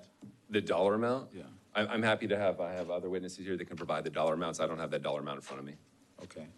And then, I guess just so I can understand it, is the city of Austin then collecting the money that should go toward that? They're just not applying it based on what the representative is asking for in the bill? Well, the city of Austin is collecting the revenue or collecting the money based upon what we told the voters that we would use the money for, and based upon what we told bondholders that we would use the money for, and we continue to do so. So how much are they collecting? Again, I would have to rely on my experts to give you the dollar amount. Okay, and then just general question for the convention center. Does it make any money annually, and if so, is there a profit? Again, I think that would have to be my convention center experts. Okay. Thank you. Thank you, Mr. Chairman. Chair recognizes The real Representative issue you have is the issue of the covenants. Yes, sir. Of the bonding aspect. Yes, sir. And that would prescribe liability for the city? Yes, sir. Okay. And what type of liability would you anticipate that to be? Well, if the city violated a bond covenant, the bondholders could certainly sue the city. It's a breach of contract. And would that affect you with your financial advisor for future bond ratings as well? I would think so, sir, yes. Thank you.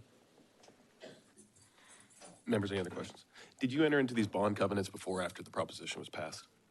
The proposition in 2019, I believe? Before, 1990, or the election to issue, or the election to collect the tax was 1998 and sometime soon thereafter. So shortly thereafter, yes. Early 2000s or whatever you entered into. Okay, yes. Very good. Thank you, sir. Appreciate it. Members, any other questions? All right, thank you. Chair calls Gilbert Turrieta.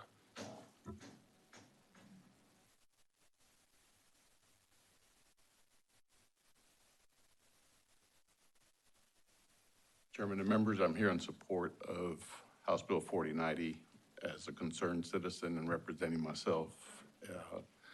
Like Representative Troxclair said, I've been working on this since 2007, trying to get the city and the county to come together to address building a new expo center. And I think Representative Trostler did a great job of laying out the arguments of why this is needed at this point in time. Can you state your name for the record? Gilbert Churietta. Very good, thank you, sir. Members, any questions? All right, thank you, sir, appreciate it. Is there anyone else who wishes to testify on, for, or against House Bill 4090? Seeing none, Chair recognizes Representative Trostler to close on House Bill 4090.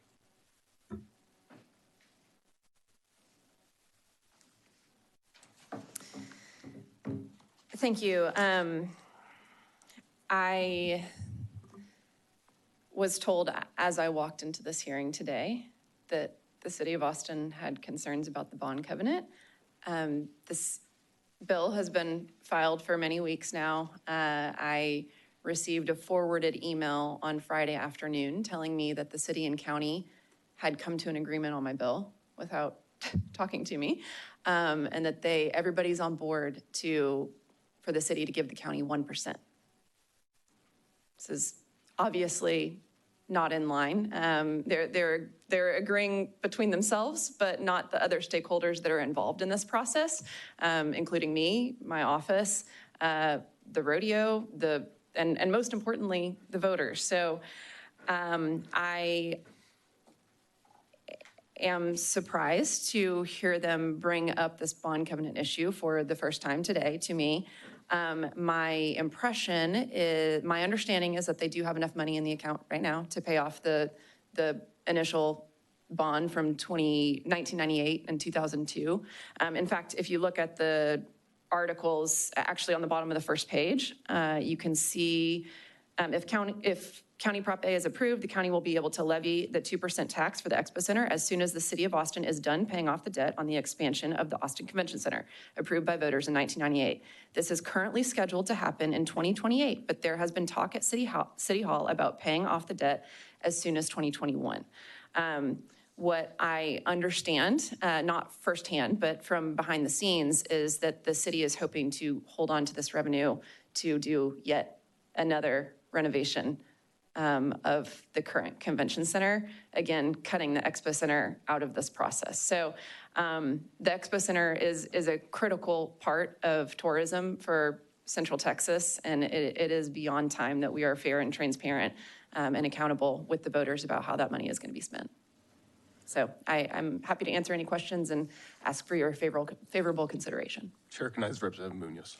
Yeah, and I guess I was under the impression that somebody from the city was going to provide us the information to the questions that I think I posed to the gentleman earlier. But I guess we can work with your office to see and find out how much money they're holding and how much the payout would be, and if they do make a profit or not, because I think that would be helpful trying to address this as well. So thank you. Absolutely. Yeah, my understanding, although I will verify this with the city, is that the note left on the convention center bond is about $100,000, and they have in excess of $100,000 in the account to pay that off.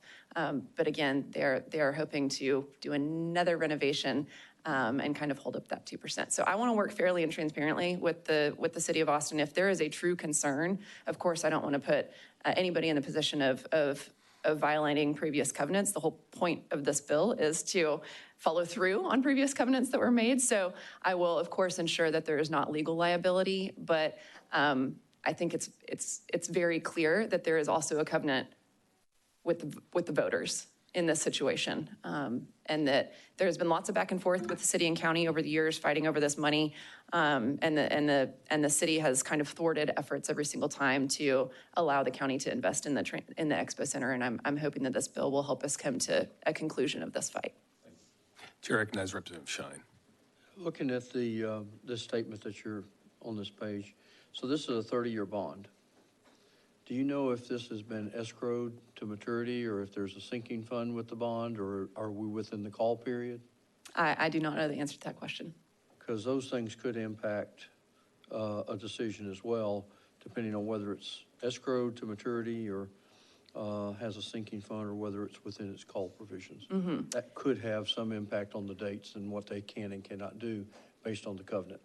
Sure, and I would have expected, if that was a legitimate concern, that they would have come to my office before this very hearing to express that concern to me. However, as I said, when they did contact my office on Friday, it was to let me know that they've drafted a committee substitute for me with a compromise of 1%.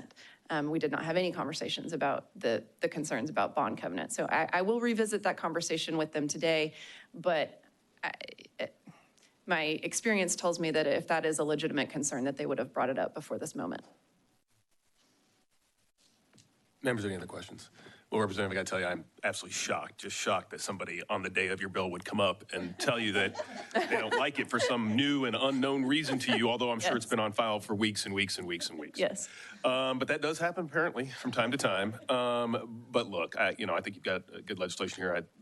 Obviously, you'll work with the city of Austin to make sure we're not going to put the city in any type of legal liability by passing a bill that would do so. So I look forward to you working with them and reaching a resolution as it relates to it. And if you don't mind, per Representative Munoz, working with the city of Austin, of course, providing us the information that he requested, I think that could be helpful as well. Of course. Very good. Thank you. Thank you. I appreciate it. All right. If there's no objection, House Bill 4090 will be left pending. Is there objection? Chair hears none. House Bill 4090 is left pending.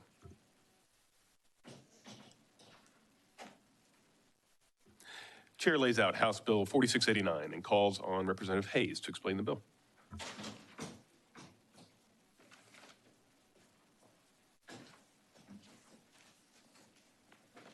Good afternoon, Mr. Chairman, members of the committee. House Bill 4689 is a local bill that the town of Little Elm asked me to present to you to allow them to utilize hotel occupancy taxes that they collect.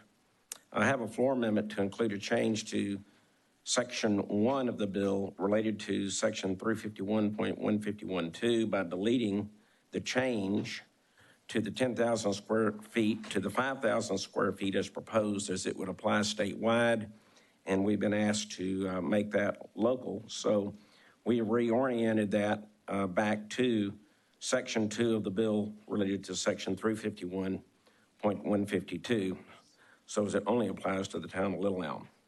We have two representatives here from the town of Little Elm that have signed up to testify. I thank the members of the committee. I kindly ask for your favorable consideration and reserve the right to close. Thank you, Representative. Members, any questions? All right, thank you. Thank you. Chair calls Natasha Roach.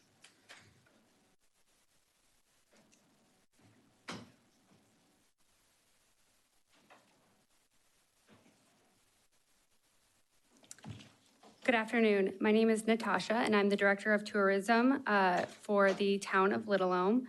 I would like to thank you for the opportunity to speak today, and also thank our representative for his willingness to listen to our community's needs and be our voice.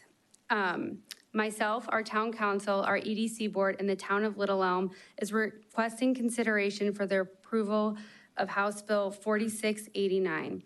The town is landlocked by neighboring communities, and because of this, recruiting manufacturing and corporate headquarters is not an option for us. Our economic driver is through tourism, retail, and strategic plan, and has been created around the ability to make Little Elm a destination location. We are asking there be a variance. We are asking that we adjust the square footage of the conference space to 5,000 square feet, or that the current requirements of 10,000 square feet allow a combination of inside or outside meeting space. We currently the town of Little Elm is on 66 square miles of shoreline in Little Elm, which is a beautiful spot for outside events for our social and our corporate groups. We also feel that our sweet spot for these conferences is about 100 to 150 attendees. And we are actively working with developers to build the hotel for that, including the small conference space. Little Elm currently hosts numerous events throughout the year to help drive tourism and support these hotels.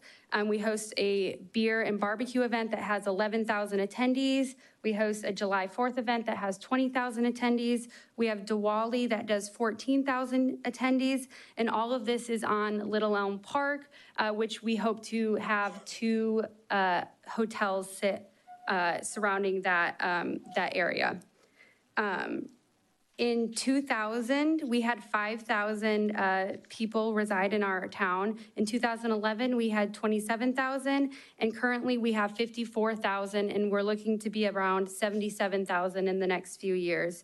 Due to this rapid growth, we're currently building Fire Station 4. Unfortunately, the project has come $10 million over budget, and the town does not have adequate funds to apply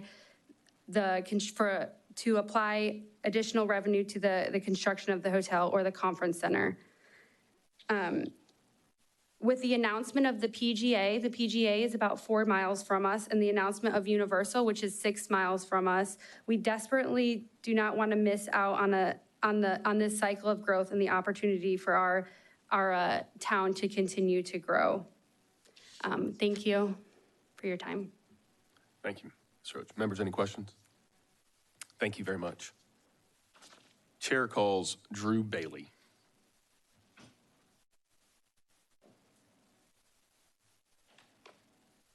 Good afternoon. Thank you for your time, and I'm here in support of House Bill 4689.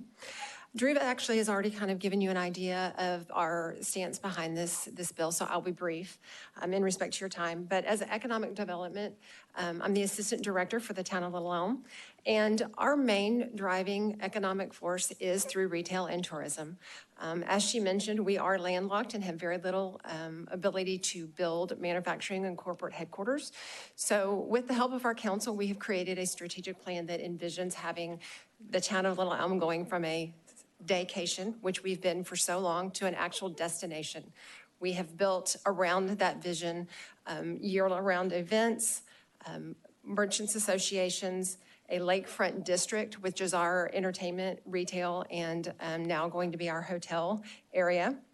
And we just really would like for you guys to consider allowing us to be a part of this bill. We are at a disadvantage with our neighboring communities because we do not have the incentive to offer. We have been in a position where we have had a deal on the table that we've been discussing with the developer and actually lost it to a community that had the incentive to give. So we're just asking to be added to the playing field. And I appreciate your time, and if there's any questions, I'll be happy to answer. Members, any questions? Yes. Chair recognizes Chair Button. Thank you, Mr. Chairman. Let me make it simple. I just want to confirm my understanding. What Representative Hayes tried to do is just try to help out a small but growing town to be prepared to utilize its potential to, in order to incentivize the entire town's economic development. So it's very simple. It doesn't cost anybody else. It's purely a local bill to benefit this wonderful little town in his district. Is that right? Yes, ma'am, that is correct. Okay. Yes. Thank you. Thank you. Members, any other questions? Very good. Thank you. Thank you. Is there anyone else who wishes to testify on, for, or against House Bill 4689? Seeing none, the chair recognizes Representative Hayes to close on House Bill 4689.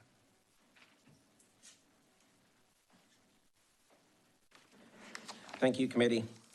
I don't know if you got the import of what was communicated to you. This town has 66 linear miles of lake frontage. The big project they lost was a major resort opportunity to come there. It would have had hundreds of rooms and all kinds of amenities. They're currently working with 2 other organizations, and the reason for that is last year their beach attracted 1 million visitors. It's a huge tourist destination because of the lake and the marinas. I want to thank you on behalf of the Denton County and the town of Little Elm. This is a dynamic community. We ask for your favorable consideration on House Bill 4689. The provisions in this bill are also found in Representative Clardy's omnibus bill, and we ask for your approval and send it to local and consent. All right, Representative, I believe the chair recognizes Representative Noble for a question. Thank you, Mr. Chairman. Okay, so y'all have a sizable fiscal note on this one, 1.58 million. So, and yet you're wanting to lower the standard from a 10,000 square feet to 5,000 square feet. I just would love your justification on what this does? I think the thinking is we're not competing with the big boys. We're a small lake community, but with a great amenity. And the types of organizations that we're going to attract are not going to need huge convention space. They do need beds. And that's why in our current projections, we're looking at adding 6 hotels within a very short period of time. But we have these 2 significant projects that we're looking at right now. As to this fiscal note, we really don't think that's significant. You know, first, it's capped at 10 years. The second is when you look at the type of tourists that are boiling into this area, when you look at the amount that is spent daily by a tourist in your community, now they can stay in a hotel because right now they have no hotel, 0. We think that the impact is going to be gigantic. So we think the state is going to make more than make back the money that they're going to yield for this 10-year time period. Thank you. Thank you. Members, any other questions? All right, thank you, Representative. Thank you, Mr. Chairman. If there's no objection, House Bill 4689 will be left pending. Is there objection? Chair hears none. House Bill 4689 is left pending.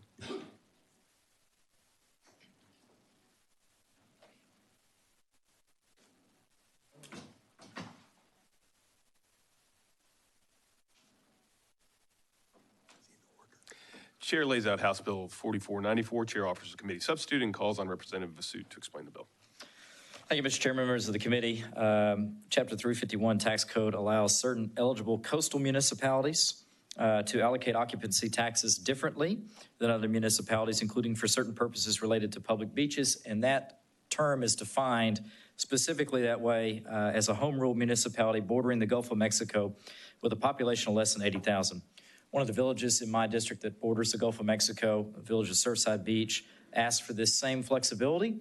While they are under the 80,000 population cap, they are not a home rule city. So all this bill does is amend the code definition of an eligible coastal municipality to include a municipality that borders on the Gulf of Mexico and has a population of less than 1,500. Happy to answer any questions. Reserve the right to close. Members, any questions? Very good. Thank you, Representative. Chair calls Scott Jocelyn. Mr. Chair, members of the committee, my name is Scott Joseph. I'm President and CEO of the Texas Hotel Association. We're here in full support of this bill, and we've worked with the representative and appreciate his working with us on this wonderful piece of legislation. Very good. Members, any questions? Thank you. Thank you. Is there anyone else who wishes to testify on, for, or against House Bill 4494? Seeing none, the chair recognizes Representative Vasut to close on House Bill 4494. Thank you, Mr. Chairman. Members, for your favorable consideration. It's a good, simple bill, no fiscal note. A vote for this bill is a vote for America. Thank you very much. Perfect. We all want to do that. All right. Thank you, Representative. Committee substitute is withdrawn. If there's no objection, House Bill 4494 will be left pending. Is there objection? Chair hears none. House Bill 4494 is left pending.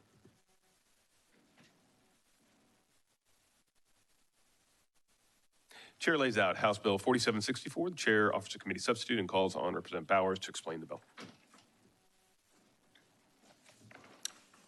Thank you, Chairman Meyer and Vice Chair Theory and members of the Ways and Means Committee for giving me the opportunity to lay out House Bill 4764 in front of you in the committee today. I do have a committee substitute. Bill 4764 is a local qualified hotel project and hotel occupancy tax bill for the city of Mesquite that I represent. The bill would allow Mesquite to use state and local hotel tax rebates to help fund the construction of a local convention center hotel project and would allow the city to increase the hotel occupancy tax rate at an additional 2% to be allocated for the construction, expansion, maintenance, or operation of convention center facilities.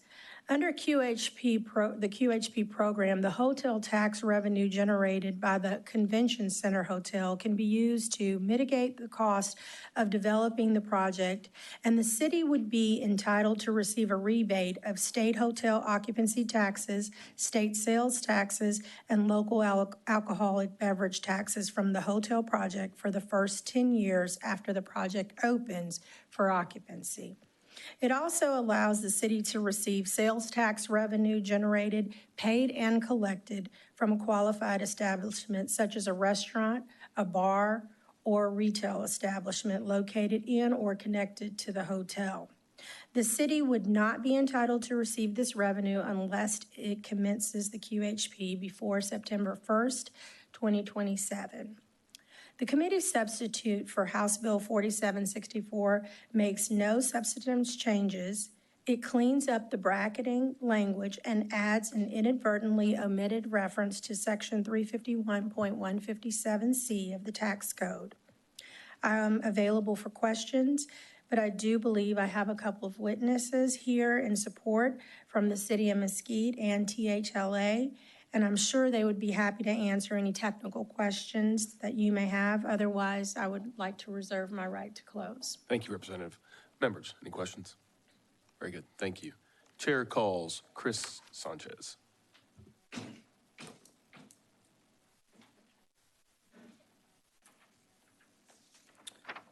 Good afternoon, Chair and Committee. My name is Chris Sanchez. I'm an Assistant City Manager for the City of Mesquite. I'm here today to speak in support of House Bill 4764.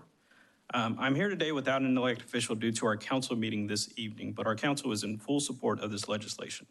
The City of Mesquite is seeking support of legislation that would create a qualified hotel project. These projects have been extremely beneficial to cities that have sought to attract visitors and expand their economy through the construction of convention center facilities. Mesquite is pursuing this project following a study that identified that our current hotels are above 75% capacity and that there is a demand for a full-service hotel in our area. Additionally, this project would expand our existing convention center to provide an additional 12,000 square feet of meeting space and attract larger groups to our community. The support from the state for these projects are essential to the success of this project and expanding tourism across the state. I want to express the City Council's appreciation to Representative Bowers in her support of this project and the committee's consideration of House Bill 4764. Thank you for the opportunity to present. Thank you, sir. Members, any questions? Very good, thank you for being here. Chair calls Scott Joslin. Scott Joseph, I still remain the President and CEO of the Texas Hotel and Lodging Association, and we are here in strong support of Representative Bowers' bill. It's good for Mesquite, it's good for America. Perfect. All right, thank you, sir, appreciate it. Is there anyone else who wishes to testify on, for, or against House Bill 4764? Seeing none, the chair recognizes Representative Bowers to close on House Bill 4764.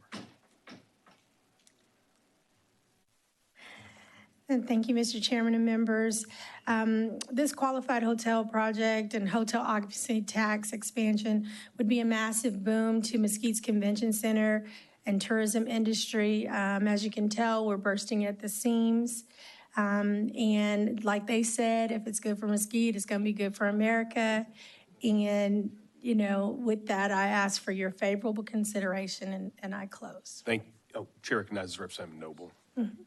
I've given everybody a hard time today. Yes. So you're going to. I heard, and that's not your nature. It's not, but I want to be so careful with our state monies, and I know you do too. Mm-hmm. Your fiscal note is almost $2.6 million. That's a significant amount of state funds impact. You want to address that? It is, and Representative, I appreciate you asking, and I do think that we are in agreement on doing, you know, what's best with our state funds. And I want to say that, you know, when you represent a city and you represent people just like I do, you want what's best for them, right? And you will go at whatever length to make sure that your community is thriving and economically sound. So I feel like, and what they believe is that the initial investment allowed by the committee sub for 4764 will generate enough future revenue to have been very much worth the upfront cost. So that's what we believe. So I'm going to ask one other question that I've kind of been noticing all day is your bill includes maintenance of those facilities. Normally maintenance comes under the local purview to provide for that and not under those those state funds? Why is maintenance added to your bill?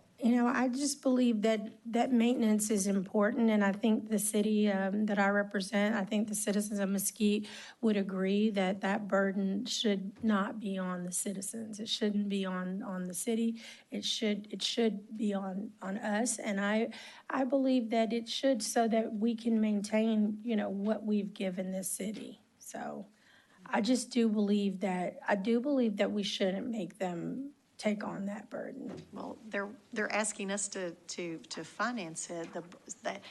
Is there no skin in the game for the local municipality if we're providing The funds all generated. the funds for the building and the maintenance? The funds of that building? generated should be enough to help with that upfront cost. Well, And I maintenance is just not don't think upfront. it's not upfront, Representative Noble, but I really feel like if we don't look at maintenance, how do we make sure that cities continue to thrive? If we don't look at the long game, the end game, right? If we just look at giving you something, but then we don't plan to continue to help people with things, I don't know how we expect people to thrive and cities to thrive.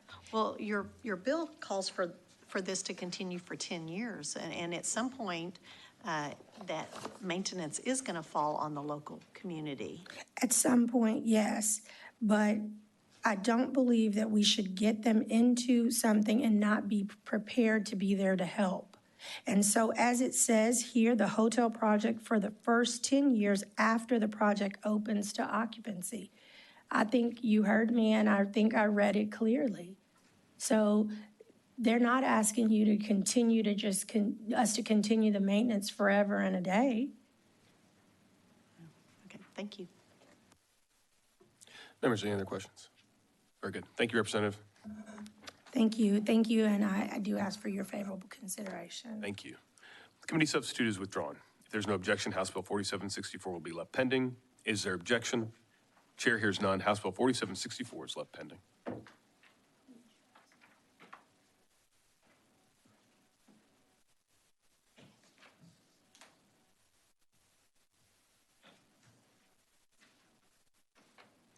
Chair lays out House Bill 2352 and calls on Chair Kempel to explain the bill. Mr. Chairman, members, thank you very much. Just simply amends section 351.152 and adds Seguin, Texas to it, which will allow City of Seguin to use the state's portion of hotel occupancy taxes on future projects. Members, any questions? Very good. Mr. Chairman, thank you. Chair calls Kyle Cram.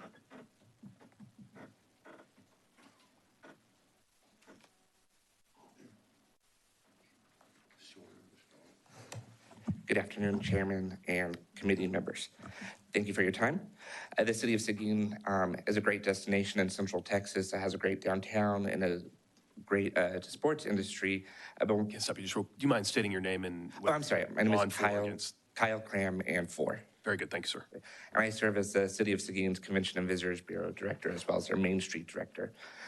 So one of the areas, though, that we have struggled is our hotel, our convention and meeting space. Our current convention center is almost 50 years old. And so, as you can imagine, it has seen its better days. And so we are looking to actively pursue a new conference center with a hotel attached. And so we are asking for approval and support from y'all. Very good. Thank you, sir. Appreciate it. Is there anyone else who wishes to testify on, for, or against House Bill 2352? Seeing none, the chair recognizes Chair Kempel to close on House Bill 2352. Thank you, Mr. Chairman. I'll close. Very good. If there's no objection, House Bill 2352 will be left pending. Is there objection? Chair hears none. House Bill 2352 is left pending. Chair lays out House Bill 2353 and calls on Chair Kempel to. Thank you, Mr. Chairman. 2353 amends 351.101 in the tax code to include City of Seguin to use some of their hot taxes on existing sports facilities. Members, any questions for Chair Kempel? All right. Chair calls Kyle Cram. Thank you once again, Kyle Cram in favor. Yes, so the City of Seguin, we have a very active sports tourism industry. We have baseball and softball tournaments pretty much every weekend. But we are starting to lose some of our tournaments to newer facilities. And so we are asking to be able to use our HUT funds to upgrade our existing facilities. Things that need to happen is some turf needs to be put on instead of grass fields and things like that. So just asking support. Very good, thank you. Members, any questions? Very good, thank you, sir, appreciate it. Is there anyone else who wishes to testify on, for, or against House Bill 2353? Seeing none, the chair recognizes Chair Kemple to close on House Bill 2353. Thank you, Mr. Chairman. I'll close. Thank you, sir. If there's no objection, House Bill 2353 will be left pending. Is there objection? Chair hears none. House Bill 2353 is left pending.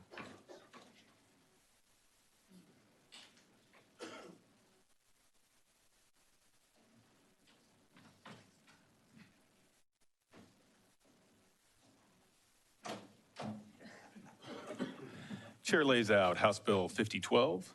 Chair offers a committee substitute and calls on Representative Clardy to explain the bill. Thank you, Chairman and members. I appreciate the opportunity to lay out House Bill 5012.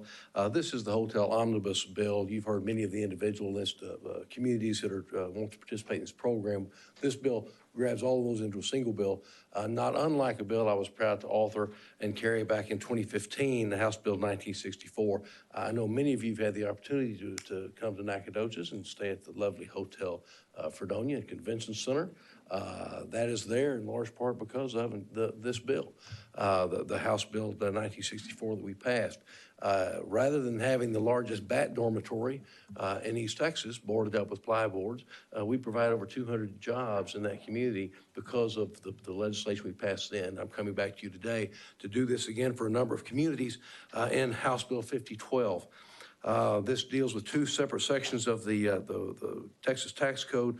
One, I'm not going to belabor the points. I'm happy to answer questions. With the QHP or the Qualified Hotel Projects, that's the 10-year provision that you can retain those hotel occupancy taxes that are collected locally, then remitted to the comptroller's office, and then returned back to those local communities.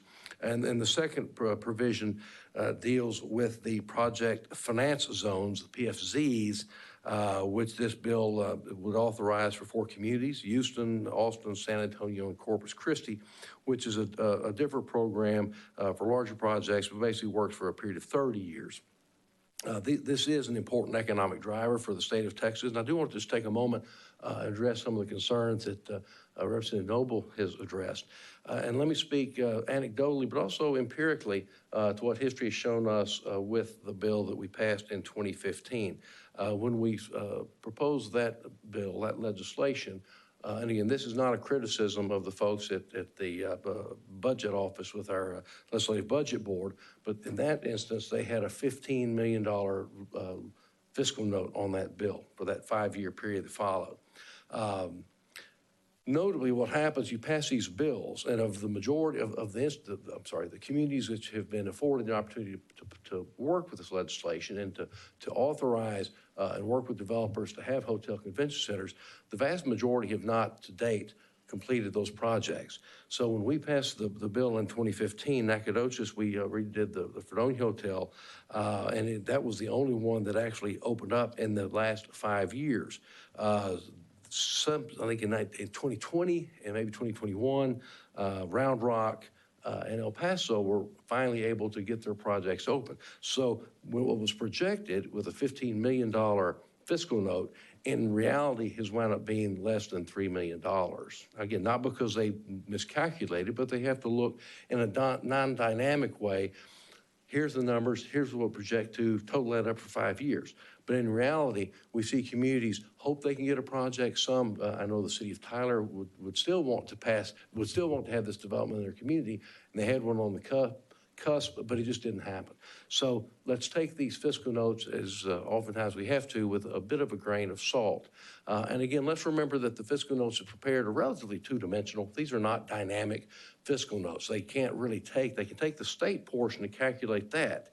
But what they can't do is look and see the overall economic impact. And I'm sure you've heard testimony today of what this has meant to our communities and to the state when we see these ventures be successful and built, and the amount of money that are generated, the multiplier effect, when you see the payroll taxes, when you see the jobs that are created, and when you see these other things happen. I will also note for you, Representative Noble, that again, empirically, if you go back and look at these that have opened, that they have a 10-year window that taxes are collected and then remitted back locally. Again, me being a local person, I think the idea of raising money, taxes locally and spending it in that locality is a good thing. I think that is a conservative position to take. But if you look historically what's happened to these projects, in a period of less than around 7 years, 7.5 years, the amount of money that was foregone by the state is recouped in the following period once these projects, the term expires. And so the state gets that money back and then continues to recoup that money, in addition to the other things that are generated through payroll taxes, through sales taxes, all the other positive benefits we see. And also, let's don't forget the ability that it does to many of the communities we've heard here today, the increase and the increase in the quality of life and opportunities that these projects present. I stand here as an unabashed fan of these programs. I've seen it work in our community in a special way. It has revitalized the downtown of Nacogdoches at the Fredonia. And in fact, those of you who have not been there, you are hereby cordially invited. This will be after the next round of successful primaries in March. It'll be in April, and would love all of you to come see really quality government in action and witness as part of the Texas miracle that we've seen as we continue to grow and lead the way in this nation. So I think we have some witnesses here to testify. I will add this, in communication with the Comptroller's Office, one of the things this does in this omnibus bill, it cleans up the accounting. It makes it easier for the Comptroller's Office to administer the program, which needs to be done. So again, very strongly support this. I would ask for your favorable consideration, but I am happy to answer any questions the committee may have. Members, any other questions? Thank you, Representative. Chair calls Rick Carmona.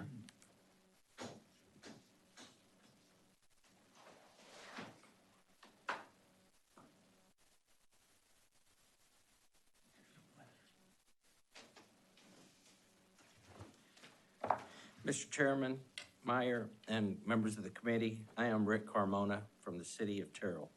I want to thank you for considering this piece of legislation that will enable Terrell to join the growing list of cities who have successfully used this tool to build convention centers in their communities. Since we are located in the heart of the fastest growing county, which is Kaufman County in the nation, this project is much needed and long overdue. Although I would love to tell you all about the exciting projects that are going on in my community in the time of interest, I just want to say thank you and for your support. I would like to add, though, that we are celebrating our sesquicentennial in the city of Terrell, 150 years, so you can make history and help us get a convention center in our community. Also, I'd like to add that I heard in earlier testimony about Buc-ee's. For the record, Terrell was the first location of the Buc-ee's in North Texas. So if you have any questions, I'll be happy to answer. And Mr. Carmona, I just want to clarify, you are for the bill, correct, sir? Yes, that is correct. I am for the bill. Thanks, sir. Members, any questions? Very good. Thank you. Chair calls Connie Schrader.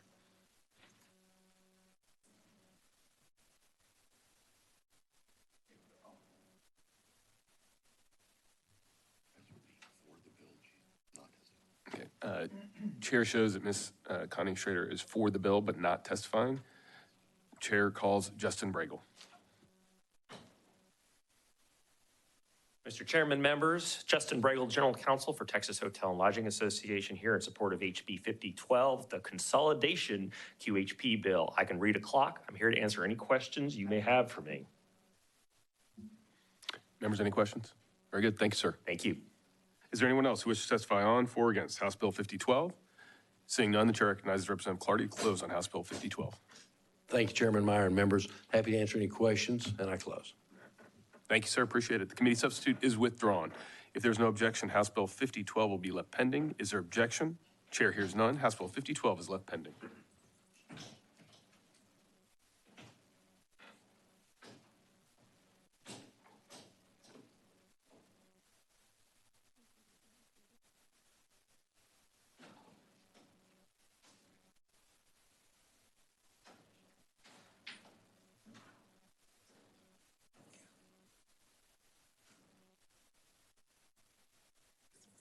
Chair lays out House Bill 3453. The chair offers a committee substitute and calls on Chair Jeton to explain the bill. Thank you, Chairman and members. I'm here to lay out House Bill 3453, which is bracketed for Fort Bend County to impose a hot tax and use the revenue to generated for the construction, maintenance, and operation of multifamily sports and entertainment venue. The revenue report will promote tourism, aiming to bring visitors to the county. At this time, I'm happy to answer any questions. Otherwise, I reserve the right to close. Very good. Members, any questions? All right, thanks, sir. Chair calls Ed Sturdivant.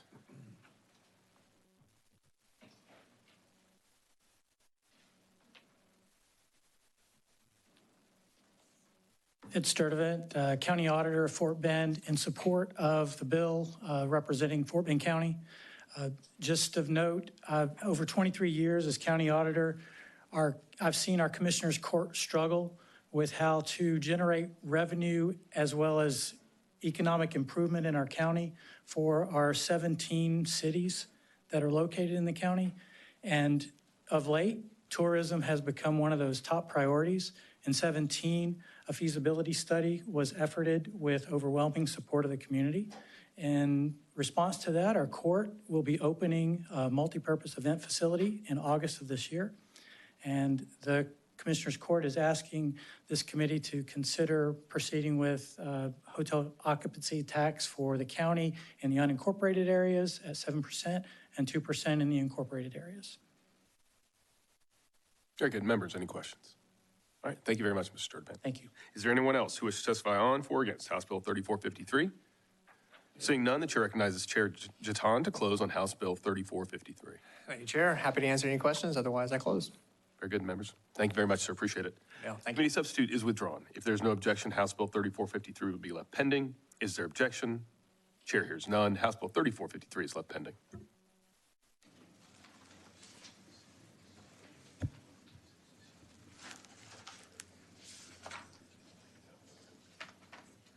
Chair lays out House Bill 4266 and calls on Representative Turner to explain the bill. Thank you, Mr. Chairman. This is Chairman Herrero's bill, and he asked me to lay this out before the committee today. House Bill 4266 would allow the city of Corpus Christi to use revenue from the municipal hotel occupancy tax to fund qualified projects. Current law allows a municipality with a population of at least 650,000 but less than 750,000, according to the most recent census, to use revenue from the municipal hotel occupancy, the hot tax, to fund qualified projects such as the convention center facilities and multi-purpose arenas or venues. Corpus Christi is currently unable to access this tool for economic expansion. As a premier vacation destination, there is a need to expand and upgrade the current cultural and entertainment infrastructure. And I believe there is a witness from the city of Corpus Christi here. Very good. Members, any questions for Mr. Turner? Realizing he's not the author of the bill. Okay. Chair recognizes Representative Noble. I realize you may not be able to answer this. Why is this one 30 years? That's outside of the normal bounds. Yeah, Do you happen to know the answer to that? I do not, Okay. Representative. I'd like to, if I could defer to the witness from the city of Corpus Christi. Great, Perhaps they could address that. Thank you. Very good. Members, any other questions? Very good. Chair calls Roland Barrera.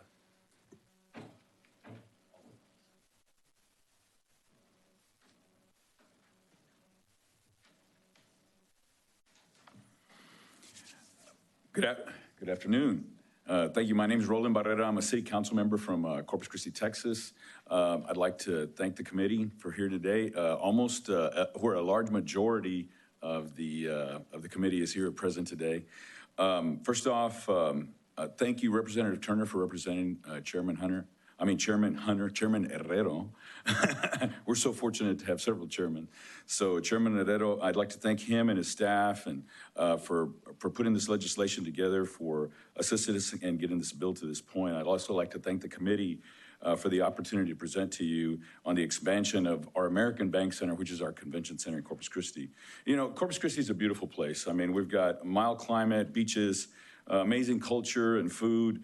But we've got a challenge right now that we have a place that's very attractive to our convention center planners, but oftentimes we get called and there's no attachment to a convention center hotel. There's not a lot of walkable walkable attractions that are close by. And so what happens is that they just basically say, all right, thank you very much, and we appreciate the opportunity. The convention center was last expanded over 20 years ago, probably about 25 years ago. And so we see that we've got this tool that's available for us. We also enlisted the support of Hunden Strategic Partners to evaluate the current convention center and ways that we could effectively serve the taxpayers of the citizens of Corpus Christi. We feel that we're missing out on millions of dollars of opportunities because of our lack of meeting space. And once again, a connecting hotel to our convention center.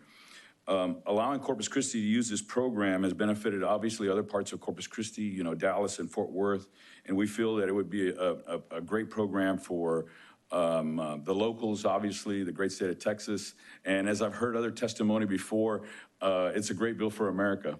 So we've consulted with all our local businesses, our Chamber of Commerce. There's amazing support for this bill, and we want to see this project move forward.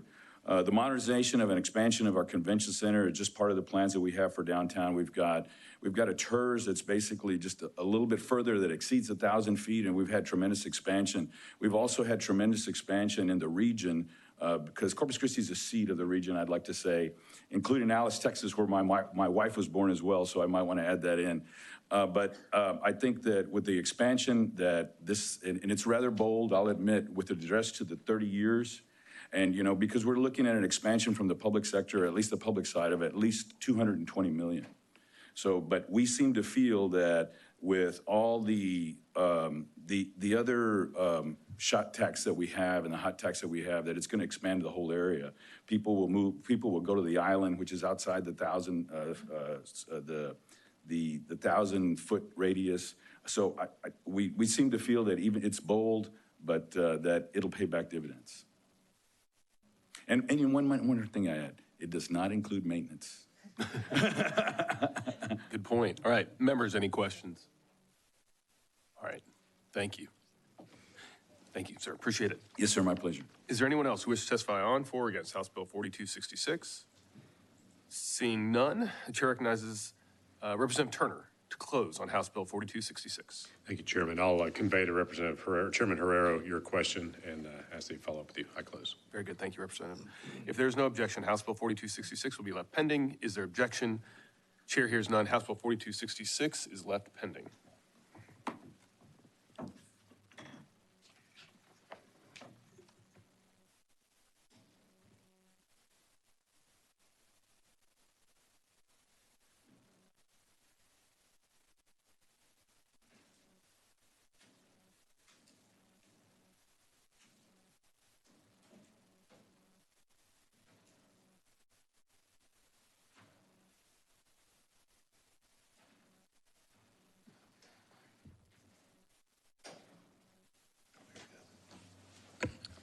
The chair lays out House Bill 4441 and calls Chair Meyer to explain the bill. Thank you, Vice Chair and committee members. Currently, counties and municipalities that impose hotel occupancy tax are required to submit an annual report to the comptroller detailing certain information. HB 4441 seeks to improve transparency by requiring that counties and municipalities additionally report the amount and percentage of all allowable uses of hot tax revenue, and that they report the amount of revenue collected in a preceding year that has not been spent. The bill also changes the date of the report being due to the comptroller from February 20th to March 1st, and it streamlines the submission process by requiring the entity to submit their annual report directly to the comptroller. Finally, HB 4441 encourages counties and municipalities to submit their annual report by allowing them to use a small portion of their hot tax revenue to make and submit the report. For counties and cities under 10,000, they can use up to $1,000. For those over 10,000 in population, they can use up to $2,500. Thank you, Vice Chair and members. I'm happy to take questions. Otherwise, I respectfully reserve the right to close. Thank you, Chairman. Members, are there any questions for Chairman Meyer? If there are no further questions, we will proceed to testimony. Chair calls Ann Graham.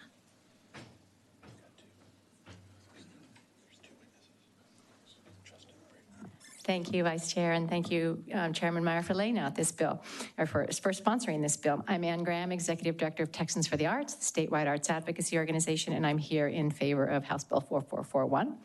One of the allowable uses of the hotel occupancy tax is the arts and culture industry, which I represent and which is a cornerstone of the Texas economy. House Bill 4441, the Transparency and Reporting Bill, gives us the data that we need to help us grow the creative economy across the state. It's great for Texas, it's great for America, and I'm glad you saved the best bill for last. So if you have any questions, I'm happy to answer. Thank you, Ms. Graham. Members, do you have any questions for the witness? Thank you, ma'am. Thank you. Chair calls Justin Bregel. Thank you, Chair Theory, members. My name is Justin Bregel, General Counsel for Texas Hotel and Lodging Association, here in support of HB 4441. This is a wonderful transparency bill. It allows us to get more information about how municipalities and counties are using their hotel tax money. We like this bill language so much, we wrote it into the Doc Anderson bill. The same language is in that bill as well. Thank you for your attention to this matter. Mr. Chairman, you always have done such a wonderful job of making sure that we have this transparency, and it's been an honor to share my 44th birthday with you today on Hotel Tax Day. Are there any questions for me? Thank you for sharing. Thank you. Thank you, Mr. Bregel, and happy birthday. Thank you. Is there anyone else who wishes to testify on, for, or against House Bill 4441? Seeing none, the chair recognizes Chair Meyer to close on House Bill 4441. Thank you, members. With that, I close. Thank you, Mr. Chairman. If there is no objection, House Bill 4441 will be left pending. Is there objection? Chair hears none. House Bill 4441 is left pending.